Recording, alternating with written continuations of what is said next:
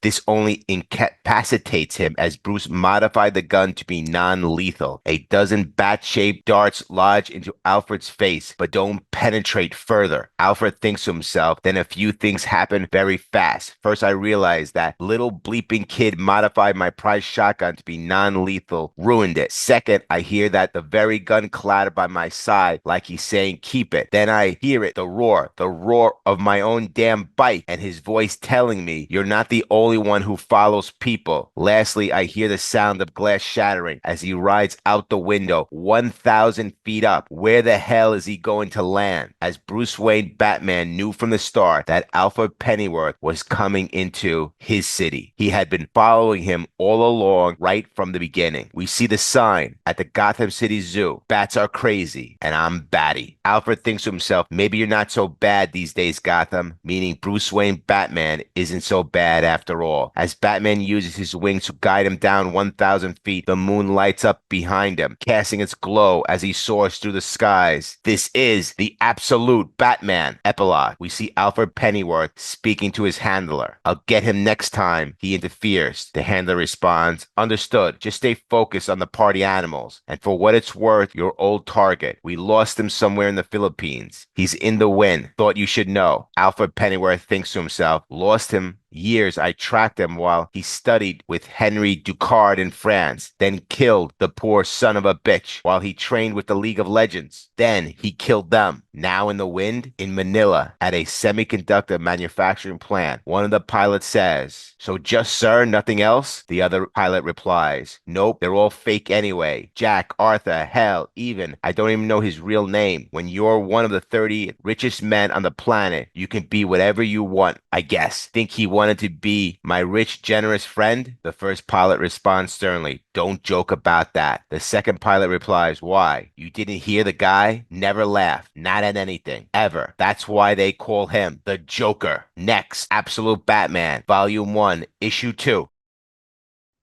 To visit Joseph Chill, his father's killer. What he says to Chill, I don't know. I only have a visual, no audio, but I can imagine, and I only like him more for it. Quote, Alfred Pennyworth. Absolute Batman, Volume 1, Issue 2, The Zoo, Part 2 of 5. On the day his father was killed, Bruce was trapped with the other children in the bat enclosure at the Gotham Zoo when Joe Chill, the gunman, launched his attack. As chaos unfolded, young Bruce cried out, Dad, please open the door. Dad. However, Thomas Wayne's body blocked one door, preventing Joe Chill from entering, while Bruce was on the other side, desperately trying to open it. Inside the enclosures, the bats, disturbed by the noise and sensing fear, swarmed and enclosed young Bruce Wayne. In the present day, for 2 weeks, Batman has been waging a relentless war against the party animals since his confrontation with Alfred. From a distance, Alfred observes and reflects, noting how he has been learning about the party animals through Batman's relentless efforts. Alfred realizes that Bruce Wayne's attacks are meticulously planned, not impulsive, and begins to see Bruce as a kindred spirit. Batman escalates his offense on them. He isn't everywhere, but he seems to know where their biggest attacks will be and meets them head on. Alfred muses. Tonight, at the Gotham Aquarium, Batman takes on party animals, showcasing his mastery of combat as he punches, throws, and incapacitates them with precision. The party animals fight back with ninja stars and knives, but their weapons are no match for Batman's steel-plated batsuit. He continues his assault assault undeterred. Meanwhile, Alfred has been covertly aiding Batman, employing counter-surveillance measures to ensure neither the party animals nor the police can track him. Alfred justifies his assistance by reasoning that the ongoing battle not only helps him gather critical intelligence on the party animals, but also accelerates his plan to leave Gotham. There is literally an army of party animals waiting to attack Batman. Alfred Pennyworth observes from a distance, noting, lately, Sionis has brought in more of them, enough to form a small militia. When I was in special forces, my commander always said that what makes a great leader is knowing when to advance forward and when to retreat and regroup. A lesson straight out of The Art of War by Sun Tzu. As Alfred continues his surveillance, he reflects campaigns are long. With every battle, I think to myself, this is where he'll realize it's time to retreat and regroup. Yet Batman doesn't retreat. Instead, he adapts, pushing forward despite overwhelming odds. Batman unleashes spikes from his suit's back, using them to break open the water tanks of the aquarium. As the water floods the room, he clings to the wall like a bat, using the chaos to his advantage. Alfred watches in awe, thinking he plans everything, he uses everything. No matter the situation, he turns it to his favor. Alfred Pennyworth continues his observations, thinking to himself, a fighter who knows the terrain takes advantage of it. Batman hangs above the party animals, perched like a predator, waiting for the perfect moment to strike. The party animals, drenched and frustrated, assume they have the upper hand. They scoff to themselves, thinking he can't stay up there forever. But Batman, ever resourceful, pulls a small vial from his bat belt, a concentrated chemical solution of vinegar. He releases it into the salt water, flooding the aquarium floor, triggering a reaction that creates hydrochloric acid. The water turns corrosive, burning the party animals who are brought in it. They scream in agony as the acid incapacitates them, leaving them no choice but to flee outside, where the police are already waiting. Desperate for medical attention, the party animals fall into custody. Alfred observes the scene and remarks, he has stash houses all over the city, not one or two, but many, caves filled with weapons and resources. I haven't been able to pinpoint more than a few, but from his movements, I plotted and mapped them out. To his astonishment, Alfred realized the hideout form a pattern across Gotham, a formation. He mutters, his voice tingled with disbelief. The location aligned perfectly to recreate the iconic bat emblem from Bruce's chest, a symbol of calculated brilliance and unmatched foresight. Alfred Pennyworth continues to monitor Bruce Wayne, observing his every move and reflecting on his patterns. He notes when he's not the bat, his routine is minor, statistical, tight. He goes to work, then vanishes into the shadows. There's a rumor he meets with the Red Hood, a suspected resistance group. In this universe, the Red Hood isn't a singular person, but an entire movement. Despite rumors Alfred muses, the truth is he's a man alone. He even steers clear of his mother these days. Bruce doesn't want to put her in danger. If anyone connected him to Batman, she'd be the first target. Breaking his routine only once, Bruce surprises Alfred by visiting Joseph Chill at Blackgate Penitentiary, the man who killed his father, the gunman at the Gotham Zoo. Alfred thinks, what he says to Chill, I don't know. I only have a visual, no audio, but I can imagine, and strangely, I like him more for it. As another week passes, Alfred receives new orders from his handler. Drop the protections on Batman. They argue that Batman has become too volatile a factor. Alfred considers pushing back, thinking, I could argue he's been instrumental to my mission. His provocations have helped me form a new theory about Sionis, what he's part of. Instead, Alfred complies, removing the protections. The consequences are immediate. Soon after the party animals discover Bruce's hideouts, including his base in empty high-rise, Alfred envisions Bruce at that moment, realizing the truth when he finds their message waiting for him. Retreat and regroup. Alfred reflects grimly, knowing this is a lesson Bruce must face alone. He'll understand or he won't, but this city doesn't wait for anyone, not even him. The party animals swarm the tower, confident in the numbers, while Alfred watches the events unfold on the CCTV. TV, he reflects. Batman should have known when to pull back, to retreat and regroup, but to his surprise, Bruce was one step ahead. Knowing the attack was imminent, he lured the gang members into the high-rise, setting a carefully laid trap. Bruce triggers a controlled demolition, setting the building ablaze and blowing out its upper levels. As the structure collapses, it forms the shape of a Batman's cowl, with flames erupting from the eyes, burning a massive, unmistakable visage of the Dark Knight into the Gotham skyline. Alfred thinks to himself, the moment doesn't come for the party animals the way they expect. It hits them with a boom. Maybe that's what he is, all he is. One long advance forward. Batman, always forward. Watching the spectacle, Alfred feels a growing respect for the vigilante, even admiration. The burning visage of Batman's face looms over Gotham, a message to criminals and citizens alike. He always ahead of the curve. Alfred muses, always planning, always watching. The dramatic display doesn't just intimidate the party animals, it shifts public perception. The people of Gotham begin to believe in the Batman, not just as a myth or a shadow, but as a protector, albeit one who looms ominously over them, a constant reminder of justice and consequence. Batman Crusade begins to turn the tide, winning over a city desperate for hope, yet wary of stepping out of line. We are first introduced to the former mayor of Gotham, Hamilton Hill, who is being interviewed by newscaster Justine. Justine begins, despite rising violence, the poll found surprising support for the Batman. What's your response to that, former Mayor Hill? Hill responds sharply. You're looking at it, Justine, gesturing at the state of the city. That's why I'm running again. Crime has gotten so bad under Mayor Gordon that people are looking to an actual criminal for help. Think about that. When there's no good left, there's a choice becomes the lesser of all evils. The scene shifts to the hospital where Mayor Jim Gordon is recovering from the gunshot wounds inflicted by the party animals. He is surrounded by his daughter, Officer Barbara Gordon, and Commissioner Harvey Bullock. We see Jim Gordon's U.S. Marine Corps tattoo, a stark reminder of his military past. It prompts us to reflect on how his time in the Marine Corps shaped him, what he witnessed, endured, and how those experiences influence his values. It's clear that Gordon is determined to prevent Gotham from descending further into chaos, driven by a deep desire to shield the city from the kind of violence and hardship he once faced. While Mayor Gordon rests, Bullock expresses his eagerness to fight back, saying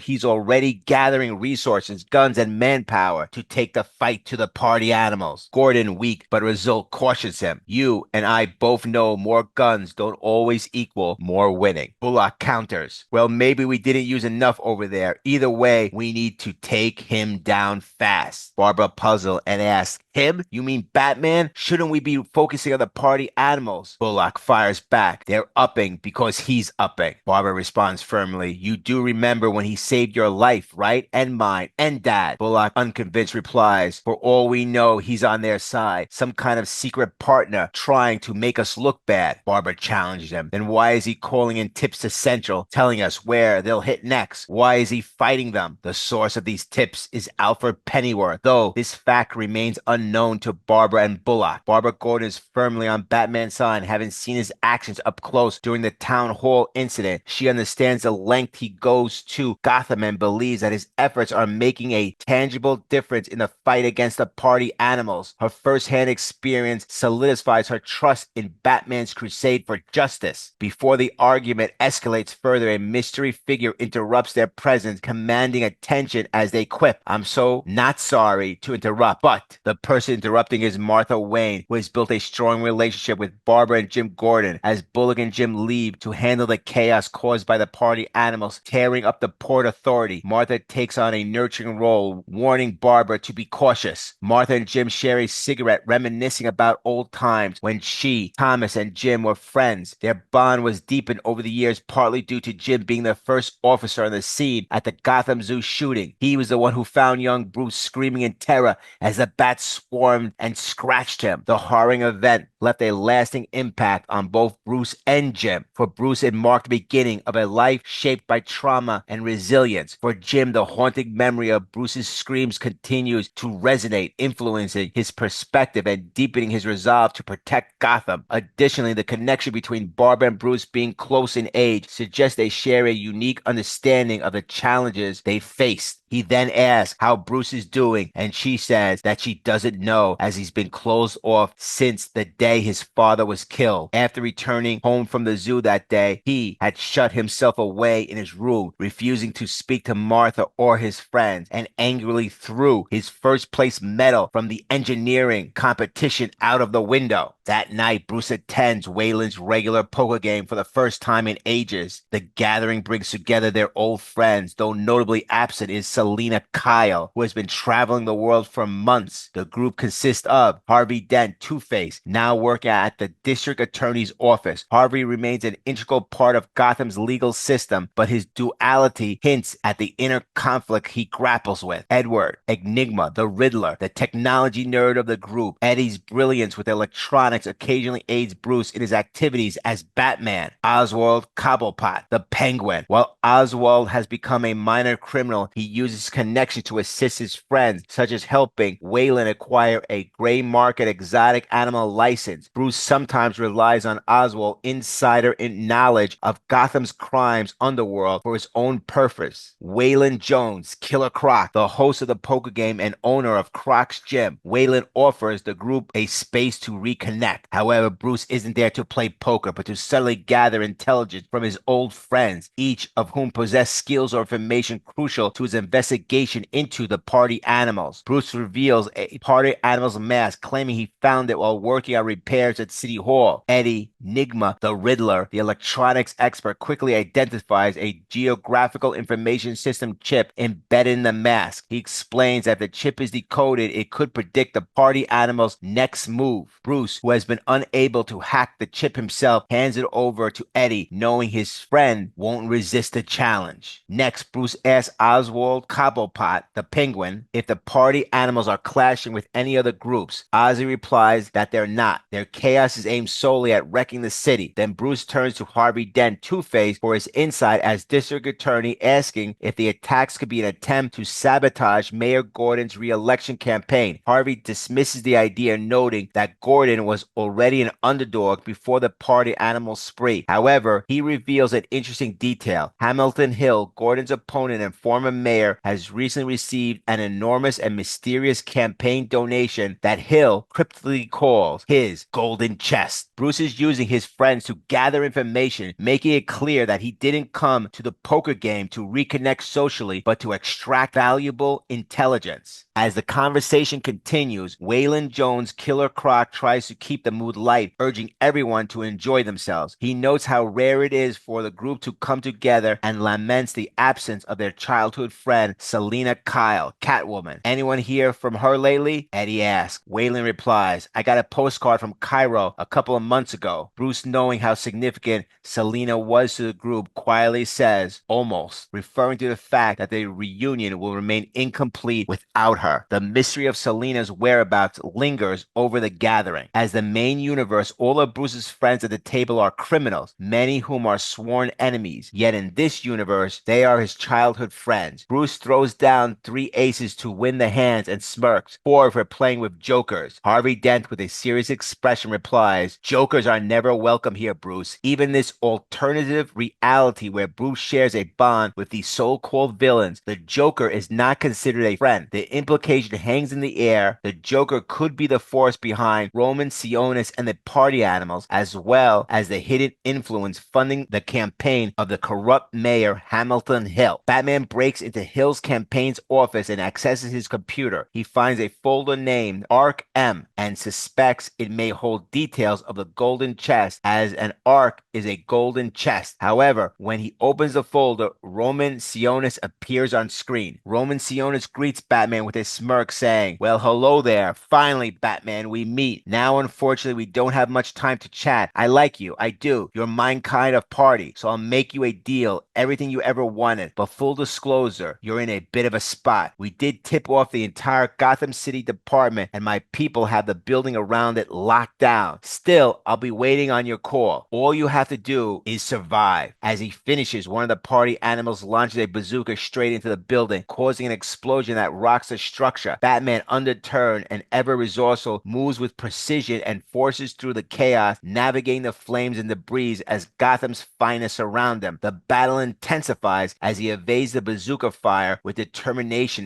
that defined the Dark Knight. Batman battles his way through a group of party animals, delivering brutal strikes as he maneuvers past their attacks. Spotting an elevator shaft, he leaps down, landing with precision. At the bottom, he pries open a hatch, descends further into what appears to be an underground control room. To his surprise, Alfred Pennyworth is already there waiting. Alfred looks at him and says, "Hear me out." Batman glares, cutting him off. "No," but Alfred persists. "You're a good detective, kid, but I've learned some things about them. The party animals, they're not what they seem." Alfred says, "I've come to believe we can help each other here. Give me a chance to explain, please." Batman gives a cold stare and replies, 30 seconds. Alfred nods. "All right, thank you, but we need to get out of here. They're everywhere. We have to find somewhere safe. I've got a car hidden out back, unless of course you have one." Bruce smirks. "You're standing in it." He presses down on a gas pedal and the room they are in begins to rumble. The walls around them shift and creak as the control room is revealed to be the cockpit of a massive two-story, heavily armed construction vehicle. The Batmobile in this universe is a modified industrial mining dump truck built for power and intimidation. It bursts through the external wall of the building, its sheer size and weight sending debris flying. The monstrous vehicle thunders down the street, smashing through the police cars and the roadblocks with ease. The armored beast barrels through the chaos, showcasing a bombastic, larger-than-life version of Batman that perfectly matches his colossal, industrialized Batmobile. We close with a flashback to Bruce's childhood, offering a glimpse into his connection with Selina Kyle, the future Catwoman. 14 years ago on that night, Thomas Wayne's death, young Bruce sits alone in his room, overwhelmed with grief. The silence is broken when Selina climbs in through his bedroom window, holding the medallion prize he had discarded earlier. She steps toward him with a mix of determination and sympathy. "Get up," she says softly but firmly, extending the medal toward him. "Come with me." Bruce hesitates, unsure of his intentions, but compelled by her presence. Selina, already showing the fearless spark that will define her, offers him a lifeline in his darkest moment, hinting at the unspoken bond that will persist between them for years to come. Next, Absolute Batman, Volume 1, Issue 3, The Zoo, Part 3 of 5.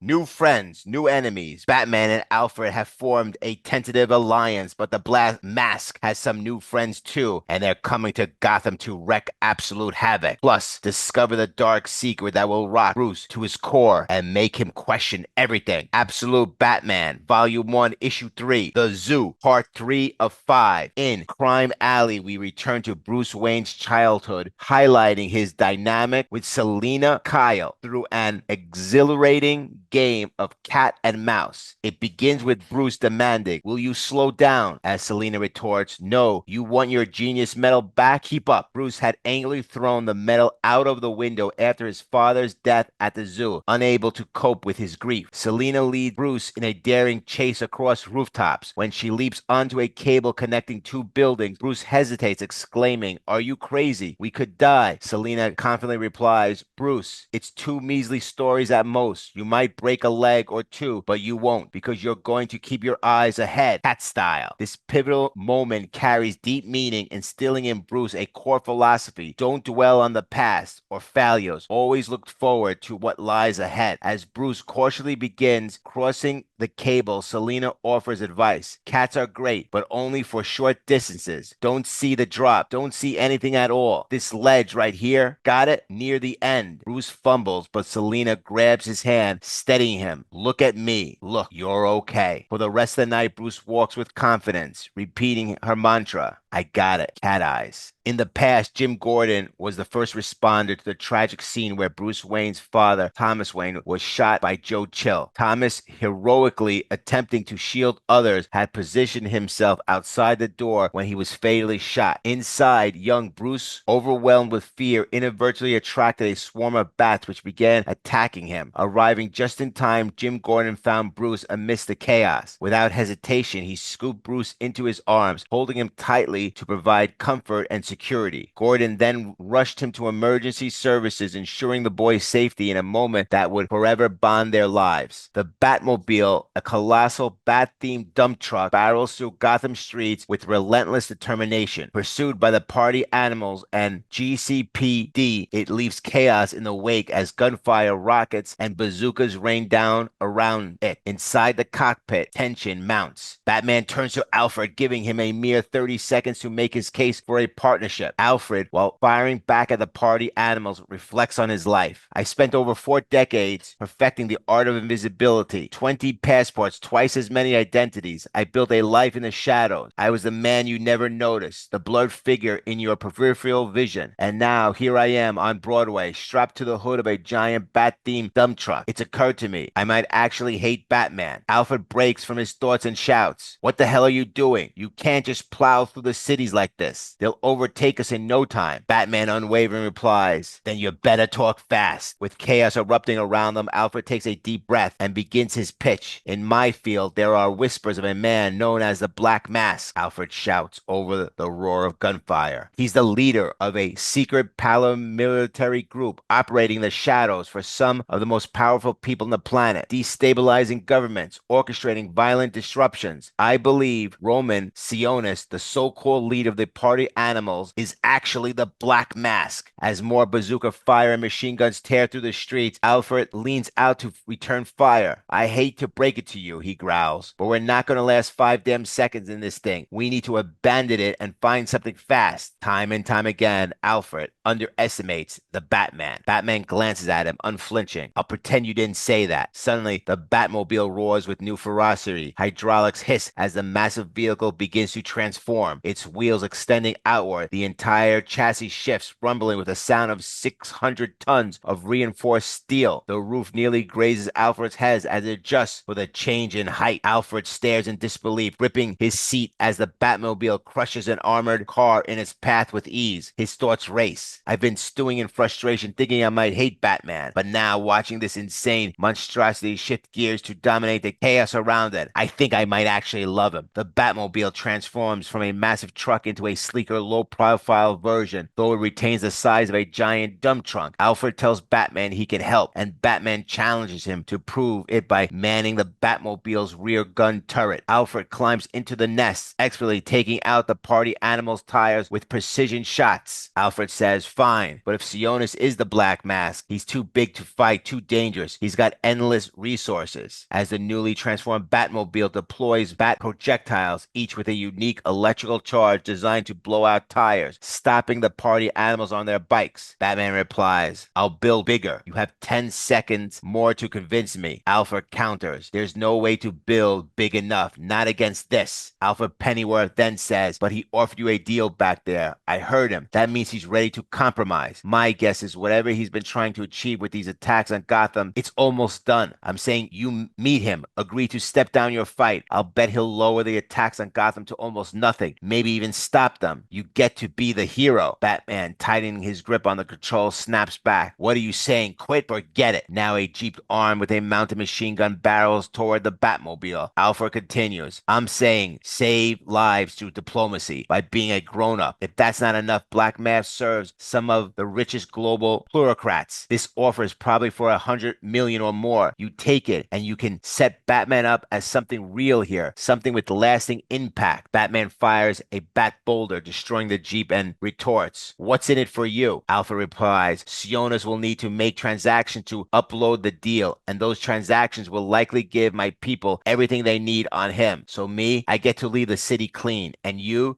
get to build Batman big, really big." Batman glances at Alfred sharply and asks, "And Sionis gets away?" Alfred responds calmly, "No, we'll use the intel we get here to apprehend him down the line. Eventually, me and my people, I promise, we all win." They reach the docks with Gotham City Police Department surrounding the Batmobile in front of them. There are about 45 police cars blocking their way. Harvey Bullock, standing behind his officers, calls out, "This is Commissioner Harvey Bullock. You will exit the vehicle now. You and whoever else you got in there. Hear me? There's nowhere left to go. It's over." Bullock and his men remain unfazed by the party animals, unconscious bodies fully focused on capturing the Batman. Alfred, ever pragmatic, looks at at Batman and says, "We make a decent team, kid. Tell me you have something to get us out of this one." Batman calm and collectedly replies, "The lever in front of you." Alfred pulls the lever without hesitation, but as always, he underestimates the Batman, thinking he might have a better plan. However, Batman surprises him once again, but to Alfred's surprise, the lever activates an ejector seat that rockets him into the air, and he splashes down into the water below. Batman, unfazed by the chaos, seals off the Batmobile, driving it directly into the bay. The vehicle plunges beneath the water's surface and navigates through a hidden tunnel, leading them to a new bolt hole, a secret location that serves as Batman's latest hideout. It's a fresh start in a place far removed from the chaos of the docks and the party animals. Batman is prepared for whatever comes next. We continue on the night of Thomas's death with Selina and Bruce in Crime Alley. They make their way to a roof where the stray cats congregate, a place of solace for Selina. Bruce asks her how she's been doing in her new foster home. She tells him that she's run away again, the fourth time that year. While some foster parents might be good, the last one was particularly a bad case. Bruce, concerned for her, offers that she can come live with him and Martha, but Selina quickly refuses and tells him never to ask that again. The cats on the roof provide her emotional support, always happy to see her. Despite her struggles, she finds comfort in the presence. She turns the conversation away from her hardships and says she wants to talk about something happy instead. They jump down to street level and into the alley where Selina talks about a lion being sent back to Tanzania after the shooting at the zoo. The lion is being set free, and Selina reflects that perhaps there's a lesson in this, a horrific experience leading to freedom. For Bruce is a reminder of how his own life, shaped by tragedy, has ultimately set him free to become Batman. Selina's attempt to find light in the darkness contrasts with Bruce's inner turmoil. She then convinces him to sneak into a door which leads into an old movie theater. As the projection begins, an old Zorro movie starts playing, the same movie Thomas was planning to take Bruce to his fateful night before he was shot. The sight of it deeply affects Bruce, making him visibly upset as memories of that night come flooding back. In the present day, Bruce visits Eddie Enigma, the Riddler, at his makeshift lab and asks what he was able to uncover from the helmet. Eddie thought a robot he built named AI explains that the helmet gives its users an individual crypto wallet for cryptocurrency called Blackcoin. This network not only provides targets for the wearer, but also assigns monetary value to each crime committed, rewarding the wearer with a certain amount of black coin. Bruce asks if there's any way to take down the network, but AI informs him that it's a satellite base and has thousands of members wearing the mask, making it nearly impossible to disrupt. Eddie advises Bruce to destroy the mask and abandon his pursuit, warning him that the consequences could be dangerous. He continues saying, "You know what the oldest known riddle is, Bruce? What building does a man walk into blind and walk out with sight? A school. Knowledge is vision. Me, I see a lot, too much sometimes. And that's why friendships haven't been easy to find and why I value yours so much. So this is me looking out for you and asking you to please stop." What's intriguing is that the AI speaks in riddles, making it clear in this universe Eddie is embracing his role as the Riddler. Bruce then receives a call from Harvey, whom he asks to investigate the Arkham Fund. Harvey reveals that most of the fundings come from a company called JK Holdings. JK Holdings is indeed an acronym for the Joker. The company is highly diversified with a significant portion of its business centered around building private black site prisons. These prisons seem to be using inmates as subjects for medical experiments. These sites have ties to biotech, pharmaceuticals, and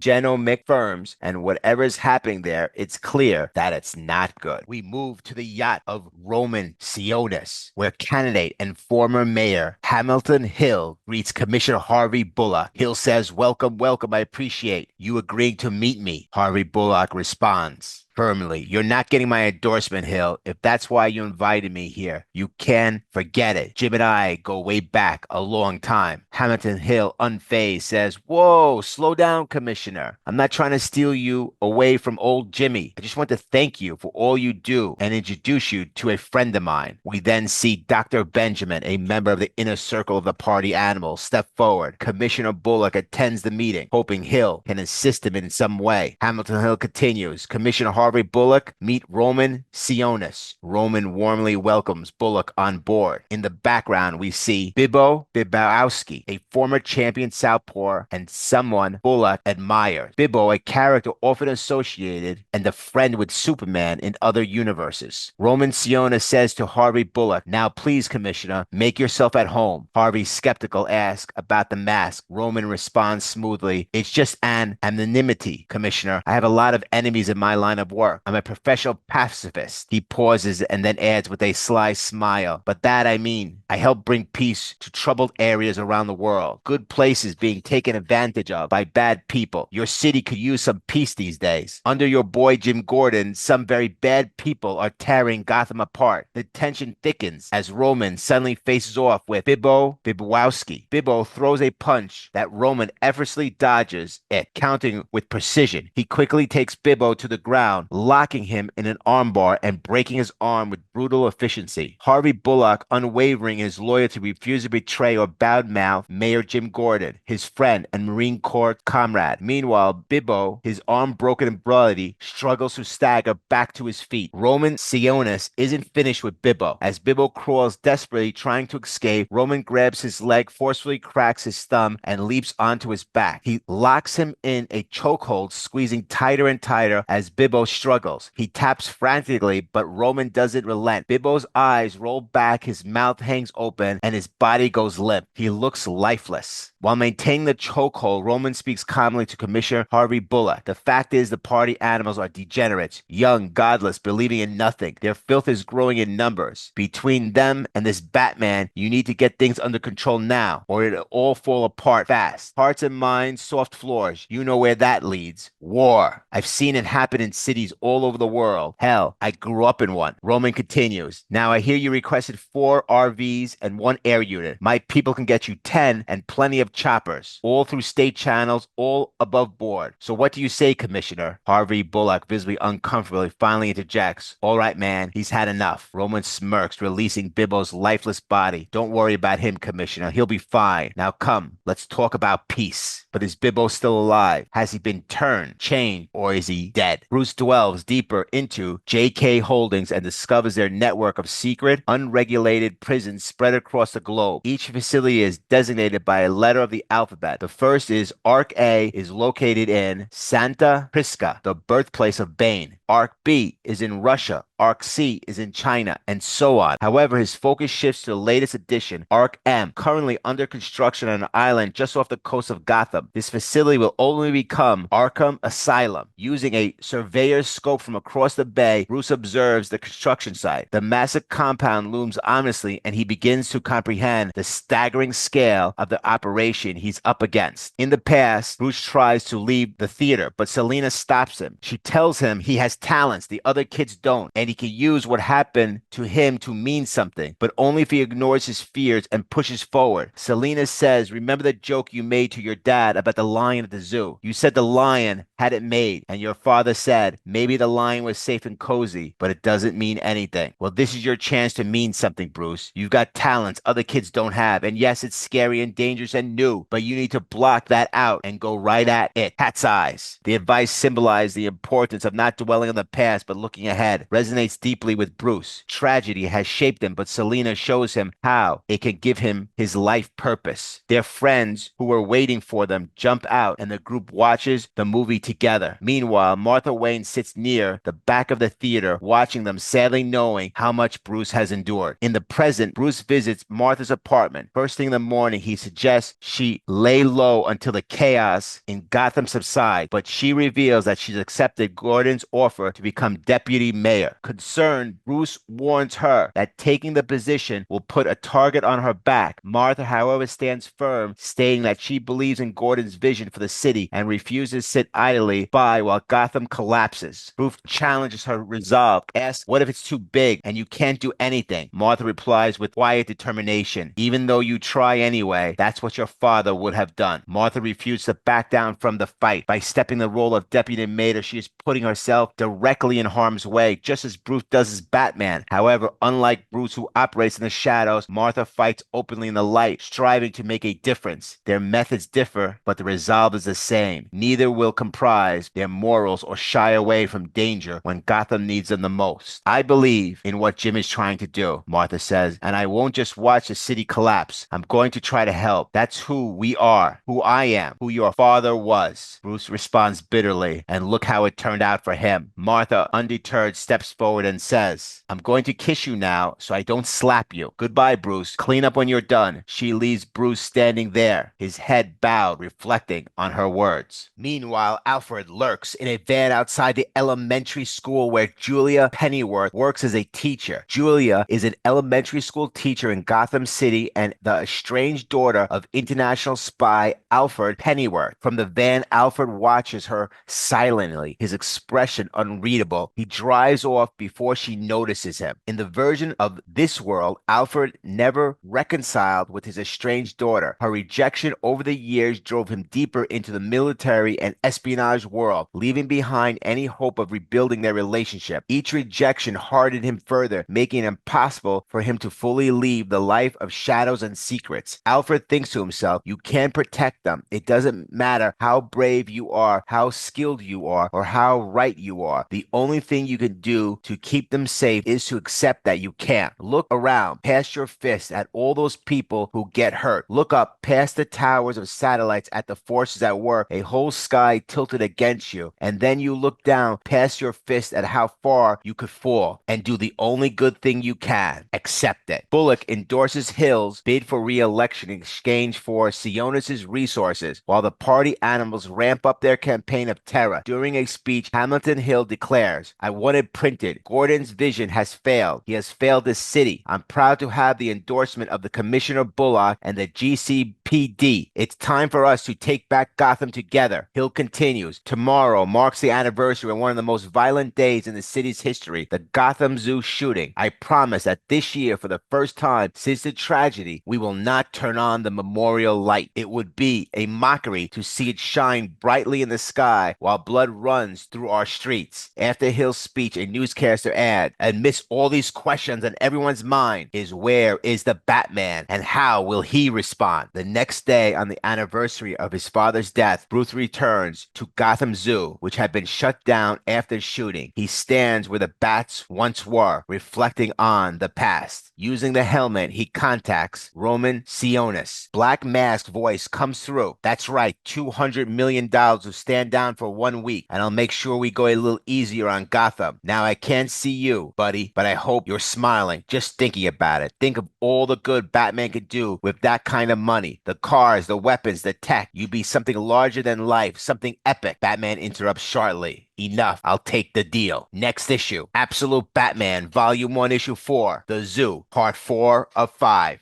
Absolute Batman has established himself as an extremely large force to be reckoned with. But how did he get to this point? How did he push himself? And how did the tragic events of his childhood and the advice of his father shape the man who he became? Literally. This is a central origin issue of Absolute Batman to explore Bruce Wayne's past and his inevitable future to go bigger. Absolute Batman, Volume 1, Issue 4. The Zoo, Part 4 of 5. At the trial of Joe Chill, the judge addresses Bruce Wayne, Mr. Wayne. For the court's clarification this morning, Mr. Chill was prepared to give a statement, but you requested to speak first. You said it was urgent. It's unconventional, but given the extraordinary nature of this case, I've granted you the right. You may proceed now, son. Young Bruce Wayne, his eyes tearing up and filled with fury, prepares to speak. Bruce Wayne's earliest adventures as Batman are shown. A local group called the 10 Thieves is extorting residents of Crime Alley for the protection money. One of the gang members taunts a resident saying, we're misunderstanding each other here. 10 Thieves isn't a gang. We just want to keep this place safe. Without proper funding, though, we just can't do that. As he pushes a resident off the roof, another gang member, Meg, comments smugly, see, we don't stay vigilant and things get really unprotectable really fast. You never know what could happen.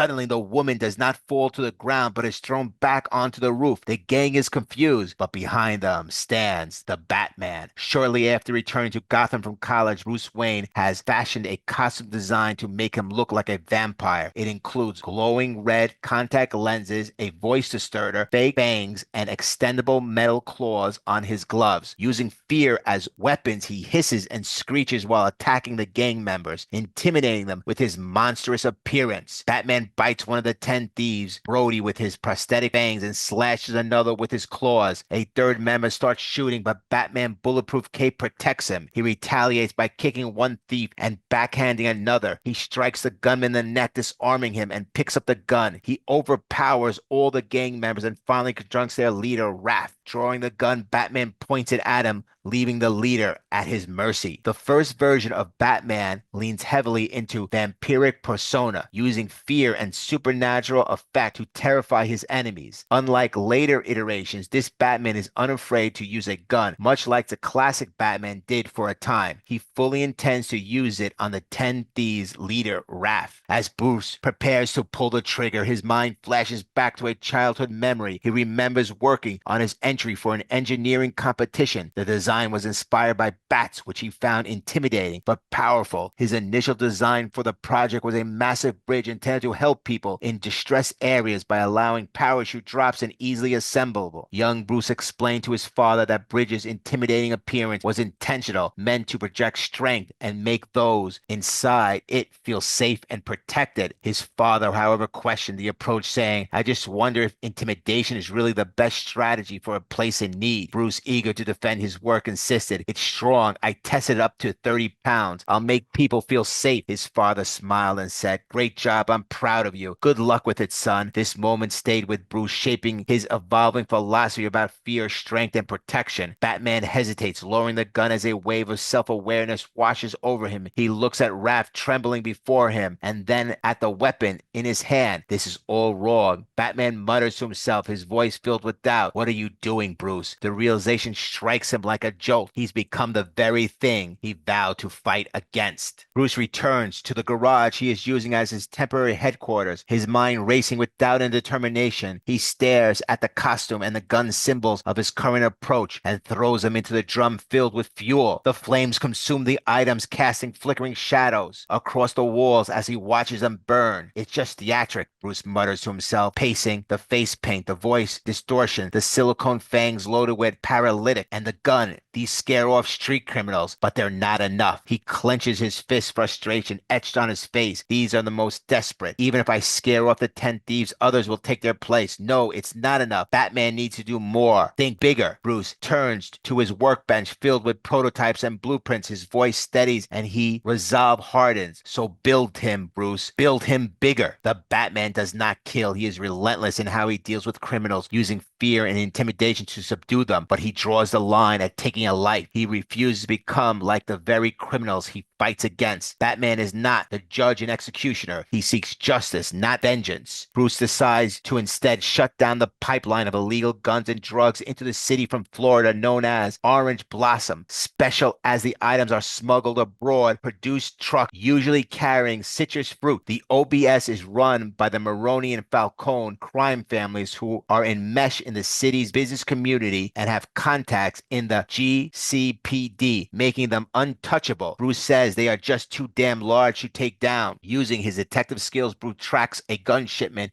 using transported in several trucks headed to the port through a tunnel. Employing a remote-controlled RV car, he maneuvers it under one of the trucks as two criminals spot Batman standing ominously in the middle of the road. Batman activates the RC car, which carries a heavily modified bottle jack he designed. The jack detonates beneath the truck, flipping it violently and causing a chain reaction that crashes the other trucks in the tunnel. He crafts a new costume, still intimidating but less theatrical, focusing on practically over a flare. This is not Bruce Wayne with billions. This is Bruce, the resourceful construction worker who built the souped-up bottle jack for under 1,000. Bruce says to himself, "See, Bruce, now this feels better." The criminals are left bewildered, unable to comprehend what just happened. Batman has escalated his tactics using sheer force to subdue them. He delivers a brutal clothesline, a precise roundhouse kick, and a powerful punch straight to the head. While Batman doesn't kill, his strikes leave a lasting impression, ensuring these criminals remember this night for the rest of their lives. As he surveys the aftermath, Bruce thinks to himself, I think maybe I figured it out. Bruce recalls his second bridge design inspired by Bat's adaptability. This version incorporated multiple adjustable parts to ensure versatility. Young Bruce explains bats adapt. Besides rodents, they are actually more bat species than any other mammals on Earth. Why? Because they use their echolocation to map an area. They learn it and adjust to succeed there. This bridge is also adjustable. It can extend and adapt. Thomas Wayne praises the ingenuity of the design, saying, it's really impressive. I love it. However, he gently asks Bruce if he's sure it captures what a bat truly represents at its core. Thomas then shares a personal story, how he had once wanted to be a heart surgeon after his own father died of a heart attack in front of him. However, unable to attend medical school, he realized that his true goal was to help children feel safe. As a teacher, he found a way to achieve that core goal by preparing children for the challenges of the world. He finishes with a touch of irony, saying, maybe in some other life I am a doctor, but in this one, teaching gives me a way of doing that core thing anyway. Now I'm going to help your mom with dinner, but this is amazing. Really. We return to the trial where Bruce Wayne speaks up. I know Mr. Chill gets to make a statement today, but before that, I want to say that I've had a moment to think about everything that happened that day. I just want to share what I've realized. His pause, his voice filled with emotion. That morning was perfect. I had won a trip for our class and I was walking into school with my friends laughing about how weird the giraffes were, their tongues all long and black. But the best part was my dad. I was playing it like I didn't notice, but behind me, I caught glimpses of him and he was so proud of me. In that moment, I knew that it was as happy as it gets. Ever. I wanted to stay in it, never leave. Bruce embarks on a soul-searching trip across the country to decide his next move. As he journeys, he reflects on he finally came up with his winning design by combining the best elements of his previous attempts. He made it lightweight enough to be easily transported and airdropped into devastated areas, enabling people to deploy themselves for their own needs without relying on the powers that be. During this introspective trip, Bruce recalls what he once told his dad. I think maybe I was still coming at it wrong, Dad. I was thinking about the bridge, not the people. That's where I need to start. The people. They just want to live to flourish. But this place, like the assignment says, it's been hit by disaster. Maybe it's natural, more likely man-made, but it's in trouble. The people, brave face or not, they've got to be worried about what's going to happen next. They look around and see everything falling apart. They're hurting. They feel no one sees them, like they're at the mercy, forces beyond their control, powerless. Some are angry at everyone who let them down, while others are scared, hunkering down, but it's bad. We flash back to the trial where young Bruce Wayne finishes his statement by saying, you killed that happiness, Mr. Chill, forever. So I'm not staying for anything you have to say. I don't care what made you do what you did. I just need you to know that I hate you. I bleeping hate you. You hear me? Young Bruce Wayne says, I'm saying maybe in another place and time, something else will be enough. But here in this place, at this moment, there has to be more. The bat needs to be all of it, plus more. It should be intimidating, but even more so, it should be scary and adaptable, able to map further than before, rooting in all sorts of new places, just taking over spots. Bruce returns to Gotham City from the mountains, building his body bigger and making his suit larger. His designs the wings of a costume for greater functionality and begins setting up hidden bases in the sewers and skyscrapers around the city. We learn more about the Batwings and their operational capabilities and how the Bat logo ties into the bridge once showed his father. In a flashback, young Bruce Wayne proudly shows his father, Thomas Wayne, his final bridge design and says, so it's got everything the other designs had, but this one, it's got one extra feature. It flies. Really, it's lightweight and formable, so it can be dropped from one plane and parachute down. That's why people can see it and use it themselves. There are instructions here on this flap. It'll be a tool to use however they need. They don't have to rely on the powers that be. They set it up and it makes a bridge theirs. They can use it for aid, for defense, even offense. Batman is meant to be something the people of Gotham can rely on and to direct in ways they need to destroy or stop the forces that harm them. In this version, Batman becomes a symbol for the people, particularly the working class, because that's who Bruce Wayne represents in the absolute universe. The new Batman is bigger and more formidable, standing 7 feet tall with boots. His cape incorporates advanced technology, it seems, with material that can straighten into tethers, forming a classic bat silhouette. These tethers are equipped with bat-like fingers that can impale, grasp, or hook onto surfaces, allowing Batman to glide through the air effortlessly. He can walk a Above the crowd, hanging like a bat and projecting and imposing a mysterious presence. Batman's detachable bat ears double as daggers, knives, or boomerangs, adding a versatility edge to his arsenal. Spikes extend from his back, enhancing his menacing appearance and offering additional functionality in combat. And let's not forget the Bat Axe, a powerful and iconic weapon in this new era of Batman. As Batman, he stakes out a charity ball attended by Gotham's elite, including Randall Powers, the owner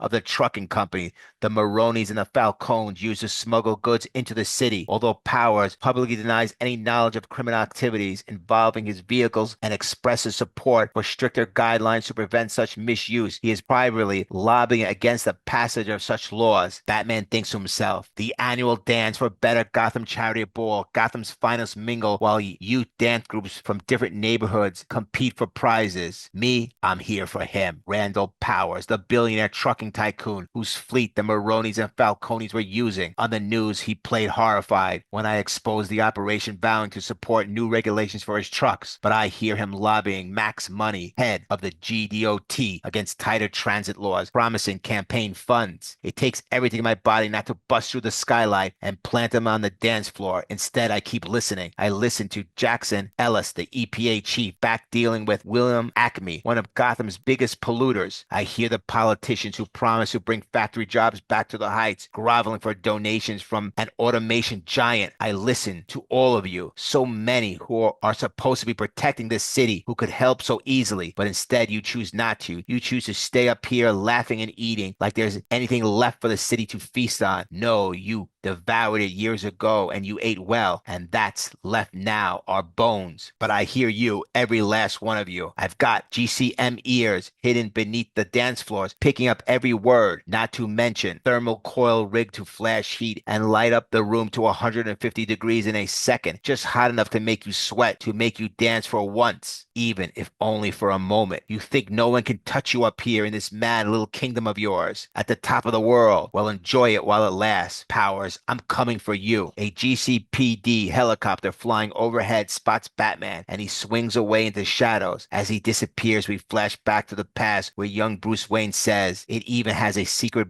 buzzsaw for those hard to reach places. Wait, too much? That's what I'm saying because I really thought about it. I did. And what makes a bat its core for me is that it defies the impossible. It's the only mammal on Earth that flies, the only one. It's this crazy little creature that shows us we can beat anything, holding us down. To this bat, nothing is impossible, despite what anyone tells you. It says go bigger, go higher, go places you don't think you could. So what do you think? He pauses and then adds, I think it's ready. Later, Bruce forces himself to visit Blackgate Penitentiary to confront Joe Chill and hear what he has to say. This is not the child Bruce Wayne anymore. This is much bigger, stronger. Bruce Wayne. Bruce Wayne says firmly, well, you had something you wanted to say. Batman is grappling with the overwhelming weight of his mission, and he operates what he represents and how he must confront Joe Chill for what he did. Bruce is working to come to terms with his pivotal confrontation while simultaneously refining his Batman persona and what it truly means for Gotham. This is his way of preparing himself, not just to face Joe Chill, the man who hurt both Gotham and him, but also to confront his deepest fears. In doing so, he is building a bigger, better Batman. Next, Absolute Batman Volume 1, Issue 5, The Zoo, Part 5 of 5. See, Roman, I don't need cars or planes or computers. I don't need anything you have. All I need is Batman. Quote, Batman, Bruce Wayne. Will the party end here for Absolute Batman? With his friends' lives at stake, will a broken, beaten, ultimately defeated Bruce Wayne finally compromise and give up both himself and his morals to Black Mask? Or does he have something even bigger than himself to help? And what does this have to do with Mayor James Gordon and his relationship with a young Bruce Wayne? All this and more in this issue to the first arc of Absolute Batman. Absolute Batman, Volume 1, Issue 5, The Zoo, Part 5 of 5. We open with Bruce's shattered childhood in the wake of his father's murder. It's further revealed that the boy is receiving rabies shots from Dr. Leslie Tompkins, who assures him that everything will be okay and that he is no longer infectious. but Bruce knows that his life has now been consumed, infected entirely by the bats. Dr. Leslie Tompkins says, if you start growing fangs or pointy ears, Mr. Wayne, you call me right away. Got it? Otherwise, that should be the end of you and bats. Batman rides through Gotham toward his agreed meeting with Black Mass, observed along the way by the party animals and Alfred. The party animals eye him, waiting for a reason to strike, but none make a move. They just watch and let him pass. Meanwhile, Alfred's handlers contact him, telling him they have what they need and that he should leave Gotham. The first arc has largely been told from Alfred Pennyworth's point of view, and it continues here. He knows everything Bruce is doing, how he's intimidating the thugs, and how he's maneuvering through the city and the route he's taking. Alfred wants Bruce to complete the mission and do it right. He believes Bruce should take money, not just as part of the plan, but because Alfred himself has changed. The man he was at the start of this arc is gone. He's become a believer in Batman and in what Bruce is trying to build. But despite the warnings, Alfred stays. He continues watching Bruce, ignoring his handlers. No doubt a decision that will come back to haunt him later. Meanwhile, at City Hall, Gordon and Martha watch a news report revealing that Bullock has endorsed Hamilton Hill. Gordon is deeply hurt by his friend's betrayal and apologizes to Martha for bringing her into what feels like a failing administration. But Martha, unwavering, tells him they haven't lost yet. She reminds him of how they first met when he arrested her at a protest but ultimately let her go rather than press charges. That moment, she says, proved to her that he's one of the few truly good people left in Gotham. Gordon says, you know, when I said I'm sorry, I wasn't talking about the election, he says. I was talking about the zoo, the memorial light. I'm sorry. They're not lighting it this year because of all this crap. When you see Bruce, tell him I said so, because that's what really stinks. Jim Gordon has been a surrogate father to Bruce in some ways. We flash back to a moment at the funeral where Gordon speaks with young Bruce. Look, I'm not much good at this, Gordon admits, but I just want to say I've seen a lot of brave acts in my life, but I haven't known many brave people. Your dad, he was one. He's sort of shown with it. Gordon looks at Bruce for a moment before continuing. I see that when I look at you two. A silence lingers between them before Gordon finally says, I'll let you go now, but I also wanted you to know they're going to tear down the zoo, okay? Young Bruce, his voice quiet but steady, asks, what are they going to put there? I don't know, Gordon replies. Something practical, I'm sure, but you won't have to look at it ever again. It'll be gone for good, okay? Alfred Pennyworth says, here we go. A few more moments, and this fevered dream will be over. Batman will be something lasting, applicable. For a moment, Bruce back tenses, almost impierceable, but Alfred catches it easily. Easy there, look around you, feel that. Alfred continues, they're all jealous of you because you did it, you won. He pauses before adding, I'll tell you a secret, I'm bloody jealous of you too, because I learned too late. But you, cheers, Mr. Wayne. Meanwhile, Bruce meets with the Black Mask on a roof of a building where the party animals and Alfred watch from the surrounding rooftops. Sionis tells Bruce, so it's all set, buddy, 200 million. The code to the account was sent this morning. Batman replies, I know. I already used it on something. Black Mask laughs. Ha! Amazing. Look at you. So tell me, cars, planes, back computers, how much did you use? I have to know. Batman simply says, all of it. We cut to a flashback at a funeral where young Bruce chases after Jim Gordon. I don't want them to knock down the zoo or turn it into something practical. I want something there that makes everyone look, like you said, something that shines. Back in the present, Batman turns to Black Mask. Want to see how I spent it? It is revealed that Bruce withdrew all the money and used it to create a massive bat symbol out of cash on the memorial light, a huge spotlight in the abandoned zoo. He remotely activates the light and the bat signal illuminates the night sky. This Batman doesn't have billions of dollars at his disposal. He can't build satellites or launch missiles, and he doesn't have jet planes. He gets around using construction sites and his knowledge of engineering. He builds things. This was never about money. This was symbolism. This wasn't just a light. This was Batman rejecting the money. Realizing that Batman isn't backing down, Sionis declares, that is one ugly bat. Party animals, the deal is off. The party animals charge at Bruce en masse. Bruce stands his ground and says, see, Roman, I don't need cars or planes or computers. I don't need anything you have. All I need is Batman. Batman uses his cape and talons to dismay the party animals. Then if you remember from Absolute Batman issue 1, where Batman used the bat axe to chop down a large party animal. This party animal jumps on the back of Batman, but this time Batman injects the spikes into his enemy. The party animal is stuck on Batman's back, begging him to get off. Batman retracts the bat spikes and says, all the crimes, the parties, the art, the robberies, the murders, it was all manufactured by you, so you and your boss could profit. You don't care how many people die. Batman then grabs the large party animal with his cape and hurls him into the air and slams him to the ground. Black Mask watches and says, nope. Then, with a smirk, he adds, fortunately, though, you do. He gives the orders. Snipers on the surrounding rooftops take aim, not only at Batman, but at his own men. As Batman tries to shield some of the party animals from the gunfire, they take advantage of the distraction and trap him in reinforced nets. Black Mask smirks and says, man, you had it, too. That ticket to the big party. All you had to do was reach out. Batman struggles, but the net tightens, pinning him to the ground. Batman grabs Sionis by the leg, but Black Mass, repeating his brutal attack, seizes Batman's arm and wrenches it, cracking it and dislocating it.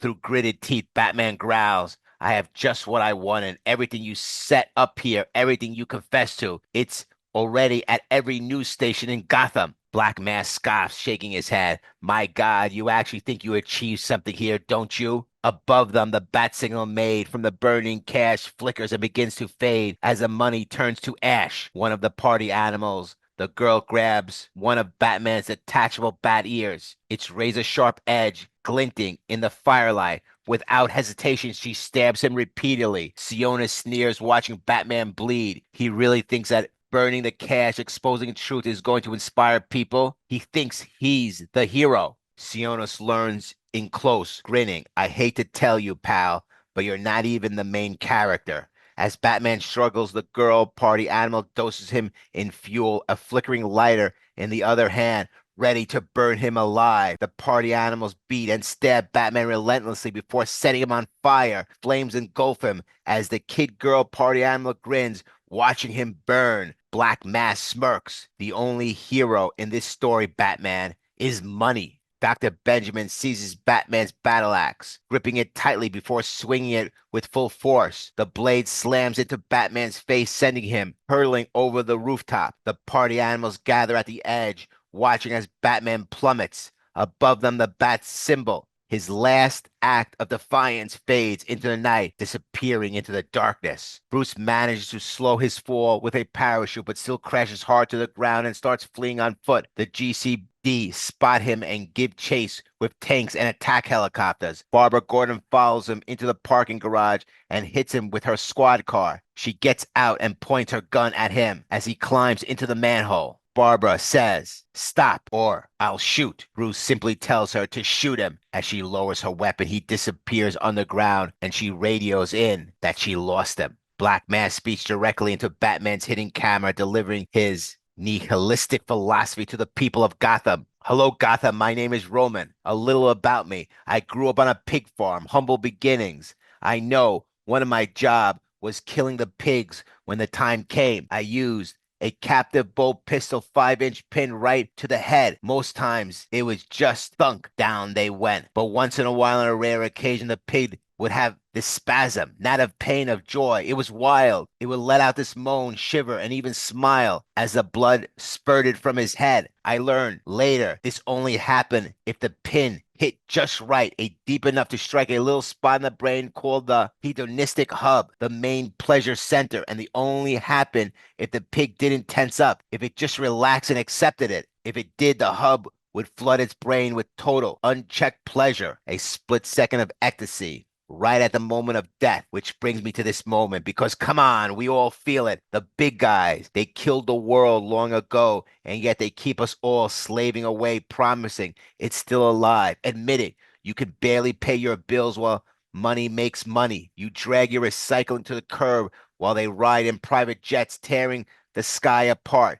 You struggle to hold a system that does nothing for you, doing the right thing so they can do the wrong one. Alfred goes to the Batcave, finding Bruce sewing up his own wounds. He looks at Bruce.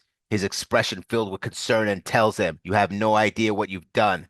Bruce, focused on the task at hand, responds, "I managed to place a track on the Black Mask." He winces, slightly asking, "Can you set my arm?" Alfred pauses, his face hardening. "I get it," he says. "I was a field medic. I know about 100 ways to patch you up, but I'll never help you again." He turns to leave, his voice cold, but carrying the weight of his words. "Goodbye, kid.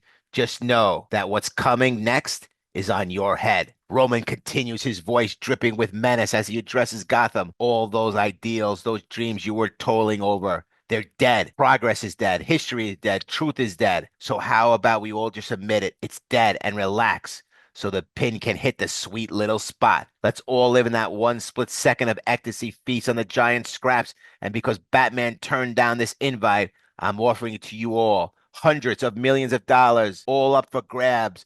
Welcome to the party, Gotham." He encourages the people of Gotham to embrace the chaos, to grab whatever pleasure they can before everything comes crashing down. Meanwhile, his men move around the city, placing crates filled with weapons and money. The promised Batman turned down is now available for anyone who dares to take it. On the streets, Gordon and Martha spot a group of men opening one of the crates. When they peer inside another, they see it's filled with guns and masks. Three of the men, now armed, advance toward them, ready to impose Roman's vision of lawless Gotham. Next, Absolute Batman Volume 1, Issue 6.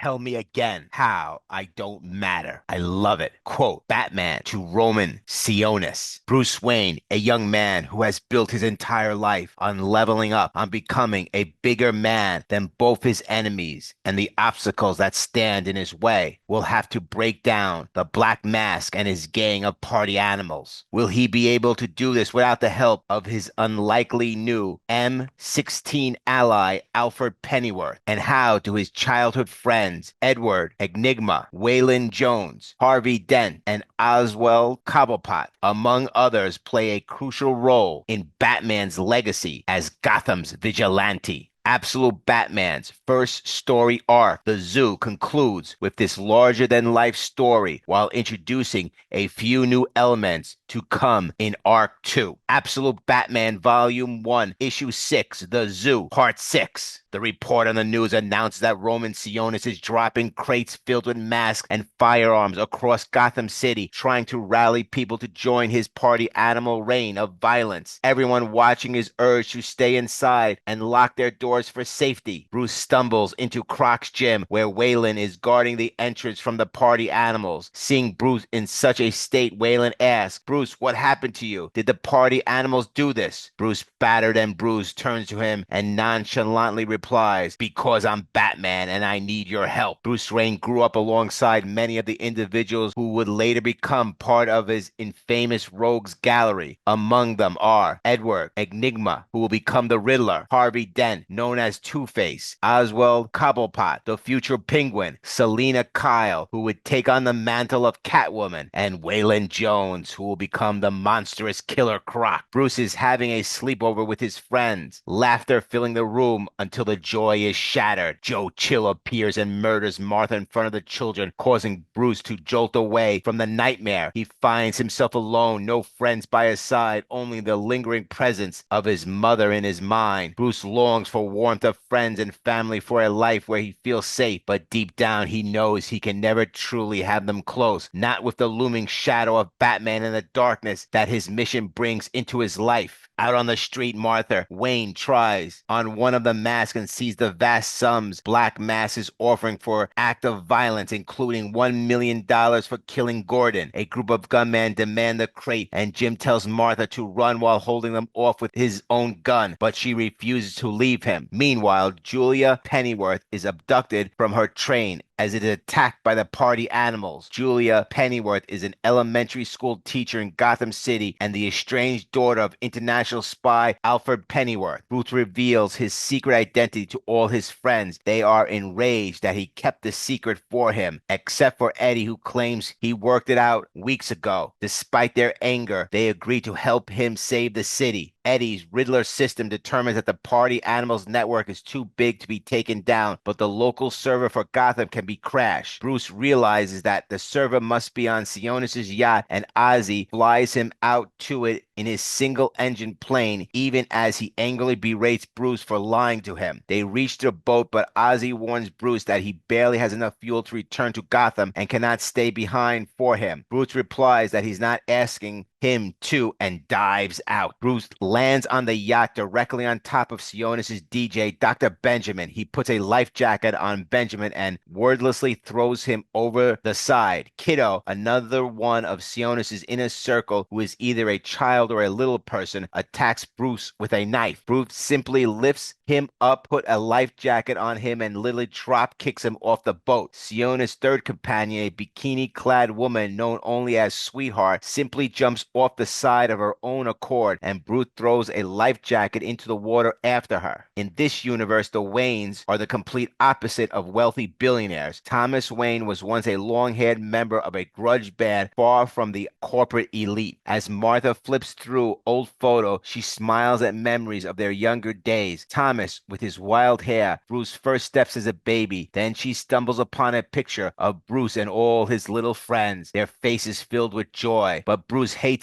this image. It's the last photo his father ever took, the morning of his death, just seconds before the chaos, before the gunfire at the zoo. The memories come rushing back, hitting Bruce like a punch to the gut. Back in the city, the gunmen demand that Martha and Gordon hand over the mask from the crate as they won't be paid without them. Martha Wayne says, "You saw Batman's feed. Black Mask wants Gotham in chaos. He's using us, maybe so his cronies can profit or gain more control. Who knows? But all of this is just a damn game to him, and the only way we win is by not playing. The bounty for the murder of the Deputy Mayor Martha Wayne and Mayor James Gordon is set at $1 million. At an airship, Alfred revealed to be one who kidnapped Julia. He has chartered a private jet to flee the city with her. Julia protests, saying, "I have a life, Dad. I have people I care about. I know it's a foreign concept to you, but I need to be with them right now while they're hurting." Alfred Pennyworth responds, "I'll bring you back to Gotham in a few weeks when it's safe, Julia. I've seen the aftermath in places where the Black Mass does this kind of thing. Right now, I can't risk you being here." Julia, seething, says, "You can't risk it. You know, when I was a little girl, I kept this bag packed under my bed, this little blue suitcase I took from Mom's closet. I had my favorite clothes in it, toys, books. I waited for you to get home from your adventures, hoping you'd take me with you next time. It was all I wanted. Now there's no place I want to be less than on a plane with you. And I promise you this, if we take off, I don't have a father anymore." Alfred's silent for a moment, then orders the plane to take off. The relationship between Alfred and Julia, father and daughter, has deteriorated over the years, mostly because Alfred left. His daughter has not spoken to him for many years, but Alfred is actively trying to fix their relationship and wants to rebuild a connection with her. On the ship, the Black Mask attacks Batman, continued to espouse his nihilistic philosophy. Black Mask sneers, "You still don't get it, do you? You think you can stop them? You think you can stop anything that's coming? Let me tell you a little secret." But Batman has had enough. He's not in the mood for Sionis' nonsense. Fueled by rage, he tackles Black Mask through a wall, crashing into the yacht's gym. Without hesitation, Batman grabs a set of medicine balls and smashes them against Black Mask's face over and over again. Batman growls, "Go on, keep talking." Each impact sends cracks splintering through the mask as Batman keeps striking, his fury drowning out whatever Sionis was trying to say. They crash through the floor in a dimly lit room, Sionis' trophy chamber, where he keeps a death mask of those he's killed. The eerie faces stares down as Batman rains blow after blow onto Black Mask. Batman snarls, "Tell me again. I don't matter. I love it." Batman relentlessly assaults, leaves Sionis struggling under the brutal ground and pound. But then Sionis lashes out, grabbing a thick cord from the wreckage. He wraps it around Batman's neck and pulls tight, choking him with all his strength. The wire has cut off the heads of many enemies of Sionis, and now it's wrapped tight around Batman's neck. As he struggles for air, his mind drifts back to the past, to that dream, to that night. Bruce sees himself as a child sitting beside his mother Martha as they flip through a picture book. She points to a photo of him and his friends together. Martha says, "I know this picture is from that day, Bruce. That's why I love it. Bruce says, I don't understand. While Martha replies, well, baby, when things are rough, believe me, you can make a difference. Being hopeful isn't easy. Back in the present, Black Mass tightens his grip. Black Mass says, you know, I lied about the pigs. My favorite thing wasn't when they loved it. No, the best part was when they fought, when they struggled right up until the end. Sionis recalls his childhood on the pig farm. Martha's voice cuts through the memory. Martha says, but that's what I see when I look at these pictures. Hope, no matter how hard things got and they were rough sometimes. Your dad stayed hopeful. Sionis grins, tightening the wire, ready to decapitate Batman. Black Mass says when they never believed the bolt would come, when they thought they could win. Oh, that shriek, the best sound in the world. And then Martha's final words echo in Bruce's mind. But he always at his most hopeful about you. Bruce, gasping for air, manages to rasp out. Did it sound anything like this? With a sudden burst of strength, Batman rotates and turns down the sharp bat ears from his cowl and drives it straight through Sionis' mask, piercing into his eyes as the Black Mass screams. He puts a life jacket on Sionis and throws him overboard, even as Sionis weakly tells Batman he has no idea what he's done. In Gotham, the men surrounding Gordon and Martha decide to kill the mayor and split the money, but spare Martha. They tell her to leave, but she refuses, saying she's all their faces, and if they're going to kill anyone, they should start with her. Meanwhile, Bruce sets off a string of grenades in the yacht server room, destroying it just as the masked men are about to open fire. The system goes dead, and the leader of the group hesitates before asking if that means there's no money. In response, Martha Wayne knocks him out with a punch. The rest of the group, ashamed and uncertain, quietly disperses into the shadows. In another flashback, Bruce insists on leaving behind the last picture his father took of him and his friends. But before he can turn away, Martha stops him. Before you go to sleep, I want you to know something, she says softly. I'm proud of you. After everything you went through, you have everything right to say to hell with it, or to live in anger or fear, but that's not who you are. She places a hand on his shoulder. Her voice is steady. The way you got back at there with your friends, what you said to Jim at the funeral, that's what matters, because when the bad things happen, you only have two choices. Let the pain consume you or use it to become more determined, more hopeful. Martha says you wear the pain like a dark cape, and every day you fight to stop bad things from happening. That's how you win against nightmares. That's how you win all of it. Always. Batman is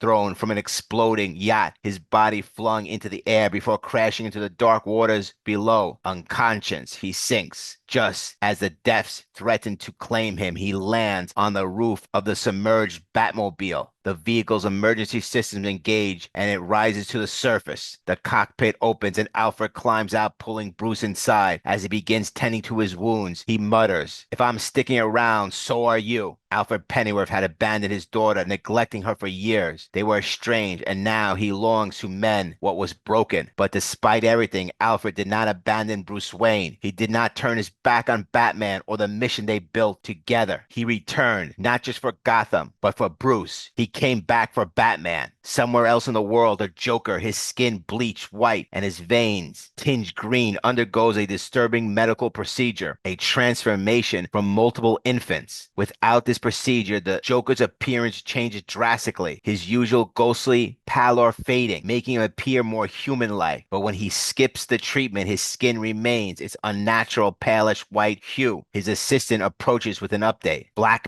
Mask has failed. Unfazed, the Joker simply grins and says, get Bane. Next, Absolute Batman Volume 1, Issue 7. The Joker and Mr. Freeze make their Absolute Universe debut. Starting here, it's about to get icy cold in Gotham City as we reveal the connection between a young up-and-coming scientist named Victor Fries, his history with the Arc M experiment, and what it all has to do with the mysterious Joker.